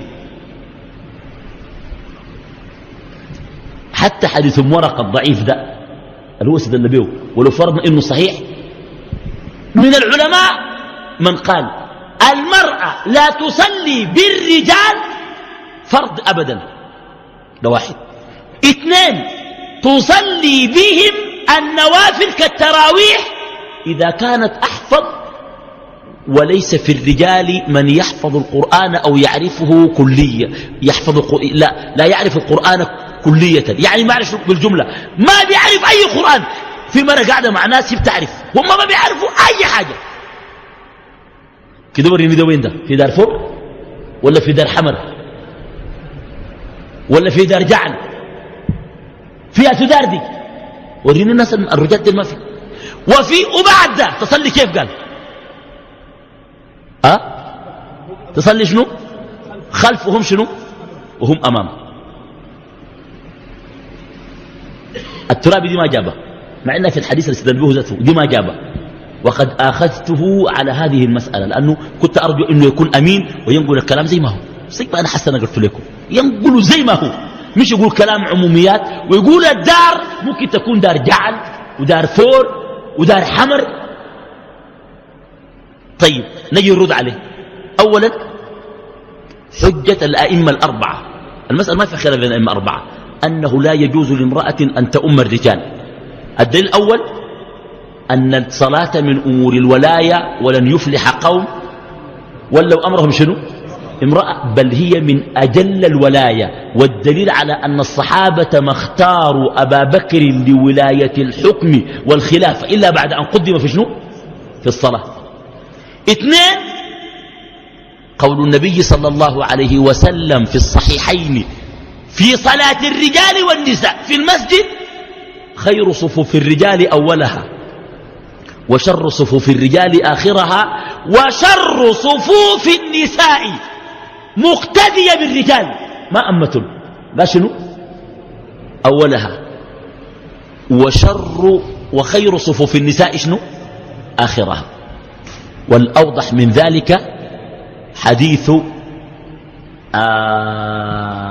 ابن عباس الذي أخرجه ابن ماجة في السنن. قال النبي صلى الله عليه وسلم: ولا تؤمن امرأة رجلا. ولا تؤمن شنو؟ امرأة شنو؟ فول ستوب. ده كلام الصادق المصدوق عليه الصلاة والسلام عن ابن عباس فيما أخرجه ابن ماجه: ولا تؤمن امرأة رجلا.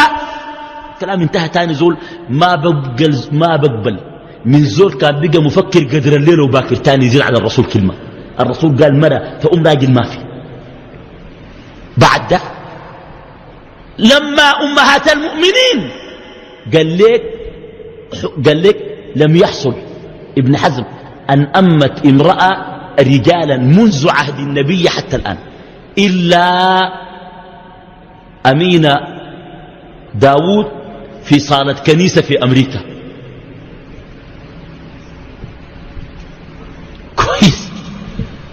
الثاني منه هي. أيوة يا إخواننا، الشبيبية من الخوارج. الشبيبية ديل فرقة من فرق الخوارج. كان عندهم مرة اسمها غزالة. غزالة دي مرة صاقعة ومرة صعبة، كانت بتقود الجيش وتركب الحصان وتقاتل. لما نذرت إنها كان دخلت الكوفة وهزمت الحجاج بن يوسف، وفعلا هزمته لبعض الوقت، ثم جاء الحجاج يتصل عليها أن تصلي في مسجد الكوفة لله ركعتين، فأمت جيشها. صلت الركعة الأولى بسورة البقرة والثانية بآل عمران، حتى قال رجل من الخوارج وقد تضايق من طول القيام: اللهم إن غزالة وفت نذرها فلا تغفر لها.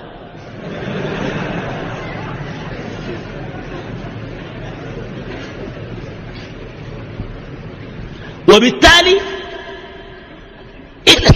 اثنين بس في التاريخ: غزالة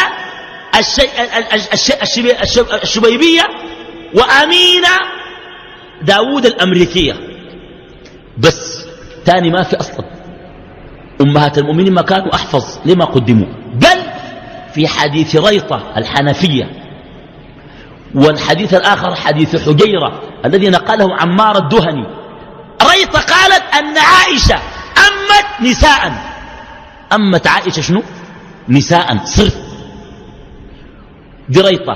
وحجيرة قالت أن أم سلمة، دي رواية أخرى، أمت نساء. عائشة أمت نساء براهم مرة، ودي أمت برا.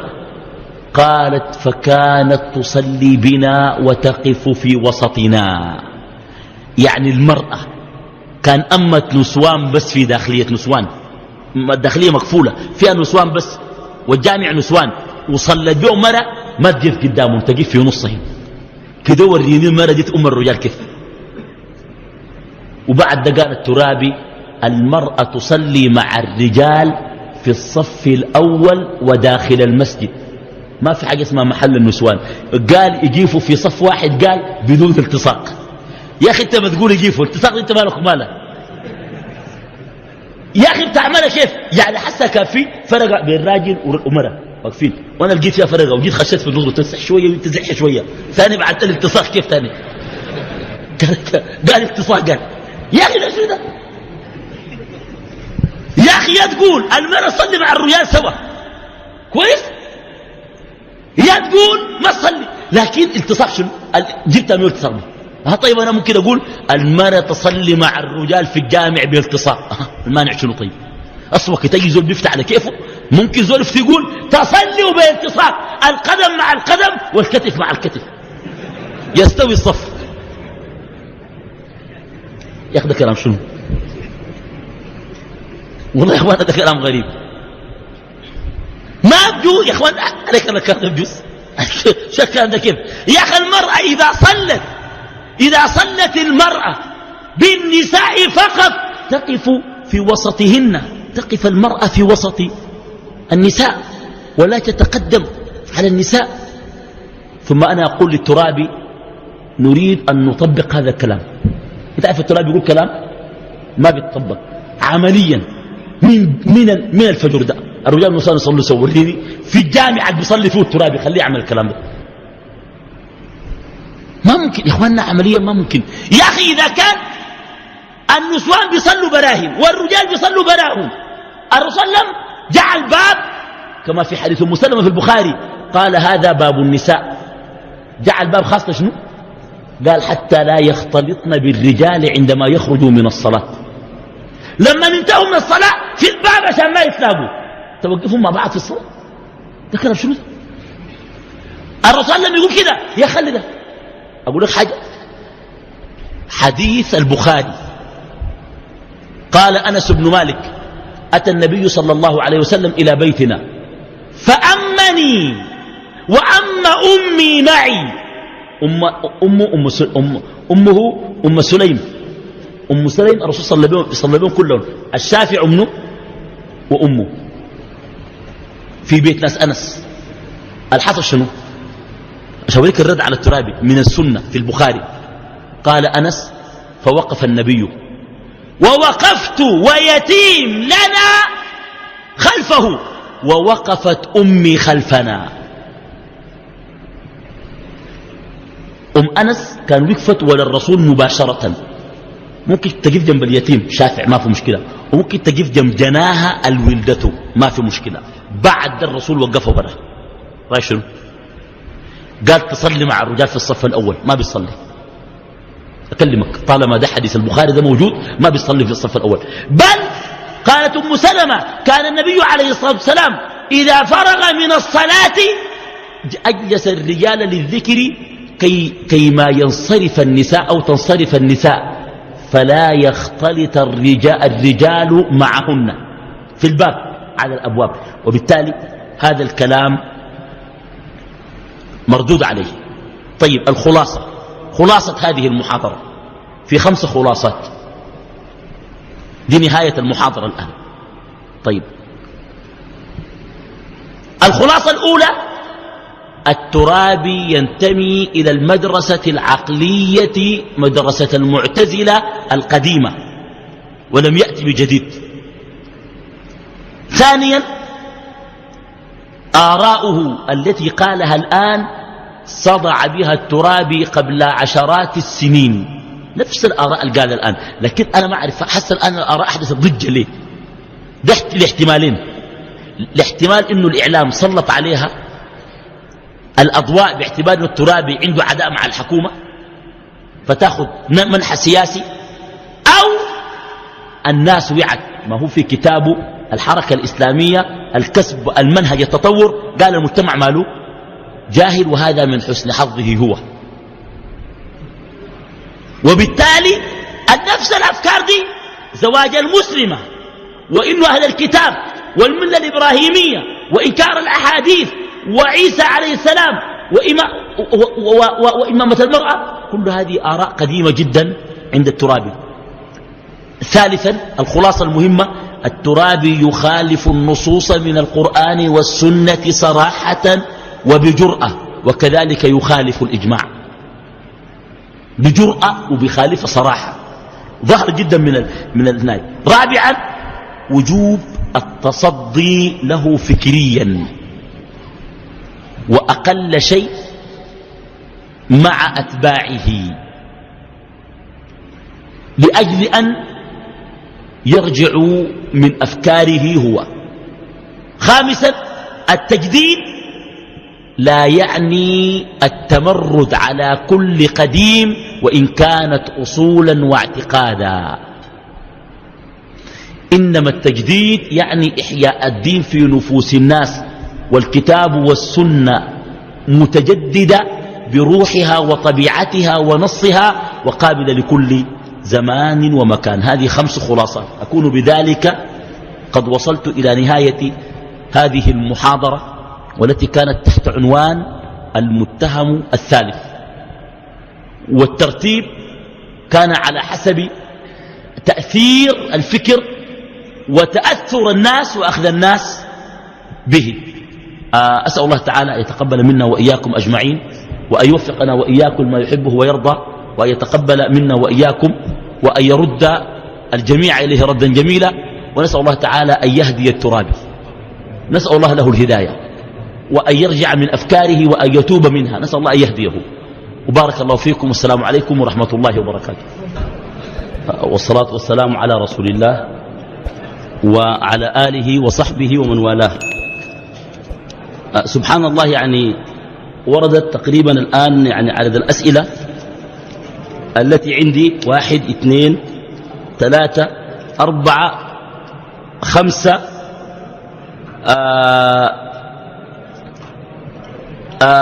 6 تقريبا. 6 أسئلة دي 4 أسئلة منها بتسأل عن تكفير الترابي والحكم فيه. يعني معناها حنجاوب على كم سؤال؟ على شنو؟ على 3 أسئلة، والحمد لله. لكن أرجو إنه ما تزاد، خلاص نحن نكتفي بالأسئلة دي. قال: يا شيخنا نريد إجابة مختصرة، هل يمكن أن نسمي من يحمل هذا الكفر الترابي، هذا الفكر الترابي، هذا كفر؟ ثم إذا كان هذا كفرا، فما المانع الشرعي من تكفير الترابي؟ هل هو جاهل أم متأول، علما بأنه غير مخطئ ولا مكره. أولا ده سؤال عن التكفير. قال هل يجوز لنا تكفير الترابي بعد كل هذا؟ قال بعد كل هذه الأقوال التي قالها الترابي من الضلالات والافتراءات ما هو الحكم الشرعي فيه؟ كويس. طيب بالنسبة للإجابة على هذا السؤال يا أخوان اسمعوا هذا الكلام. الأقوال التي قالها الترابي في أقوال كثيرة منها تكفره، كثير من الأقوال التي قالها تكفره. إنكار لحد الردة، طعن في حديث الذبابة، مثل هذه المسائل الكبيرة، تجويز لزواج المسلم بغير شنو، بغير المسلم من اليهود والنصارى، مدح لهؤلاء، كثير من المسائل اللي فيها إنكار لأحاديث واضحة هذه تكفره. لكن لا أميل بتكفيره الآن. لماذا؟ أرجو أنه الناس يفهموا الكلام ده، خاصة الشباب، حتى لا تضيع القضية. هو الآن معين، تكفير المعين الأولى أن يكون عند الراسخين من العلماء والمجتهدين وعند القضاء. نحن الآن نركز على أفكاره، لأنه سوف تنتقل القضية من أفكار الترابي لأنه كفرته كيف تكفروا؟ أزود بصلي وبقول لا إله إلا الله وتكفروا كيف؟ نبدأ نحن ندافع نقول لهم كفرنا لأنه كده، لكن كيف تكفروا؟ ما نقول لهم كافر ولا ما كافر. حتى أنا في المحاضرة من أول لحد آخرة قلت كافر؟ قلت لا وقلت ربنا يهديهم. الترابي توضح أفكاره. أنا داير الناس ما يتهوروا كويس. الموانع قد تكون موجودة يا إخواننا، لأنه القول بأن الترابي ما جاهل بعد الشيء قالوا ده، هو جاهل بهذه المسائل. يا إخواننا الجهل ما مسألة نسبية، الجهل مسألة نسبية. فبالتالي حتى التأويل، مع أنه تأويله في كثير منها ما سائغ وما محتمل، لكن برضو إنه ألفاظه فيها عموميات، دي برضو مشكلة. فبالتالي القول الفصل في هذه المسألة لا أميل إلى إصدار حكم معين عليه بالتكفير، وأرجو أن لا ننحى هذا المنحى. يا إخواننا الجبهة الديمقراطية طلعت أقوال، الناس لما كفرون جابوها في الجرايد وبدوا يتداولوا على المالين. التكفير ما التكفير، خلوا القضية الأساسية ومسكوا في شنو؟ دي حاجة جانبية ما ندوا فرصة كويس. بس نمسك في أفكاره دي. الترابي قال ولا ما قال؟ قال كده وقال كده وقال كده، بخالف أقوال السلم الصريحة، لأنه الترابي بيرد الأحاديث بجرأة، ودي خطرة جدا عليه كويس. تطاوله على الأنبياء في مشكلات، نسف للأصول، وفي ألفاظ خطيرة جدا الترابي قال يعني محتملة. فالأقوال لا شك أن فيها أقوال تكفره، لكن لا نقول بهذا. يقول ما هو واجب المسلم تجاه هذا الشخص؟ بغض أفكاره هذه وتحذير الناس منه، دي كلها مهمة. ما هو دور الحاكم المسلم تجاه من يقول هذا الكلام؟ على الحاكم عبر أجهزته أن يستتيبه وأن يناقشه في هذه الأمور والمسائل. إذا أصر على بعضها للحاكم أن يحكم بردته. طيب يقول نزول عيسى هل ينزل بصفة العبودية أم النبوة والرسالة؟ فإذا كان عبد فهل ينزل النبي من الرسالة إلى العبودية؟ وهل خرج النبي من العبودية؟ سبحان الذي أسرى بعبده لن يستنكف المسيح أن يكون عبدا لله إن هو إلا عبد أنعمنا عليه دمنه. عيسى عليه السلام ينزل عيسى عليه السلام في آخر الزمان بشريعة النبي صلى الله عليه وسلم، ولا يأتي برسالة جديدة، بل برسالة النبي عليه الصلاة والسلام يقيم هذه الصلوات ويصلي بهذه الطريقة ويحج ويعتمر كما في صحيح مسلم إلى بيت المقدس، ولا تعارض. هل عيسى عليه السلام ينزل بصفة النبوة؟ سيكون في الناس نبي زمانه، النبي الزمان بتاعه، لكن لن يأتي برسالة جديدة، إنما هو مؤيد لرسالة من؟ لرسالة النبي عليه الصلاة والسلام. يقول قال الترابي الذي لا يسمع غناء محمد الأمين به شرك فني.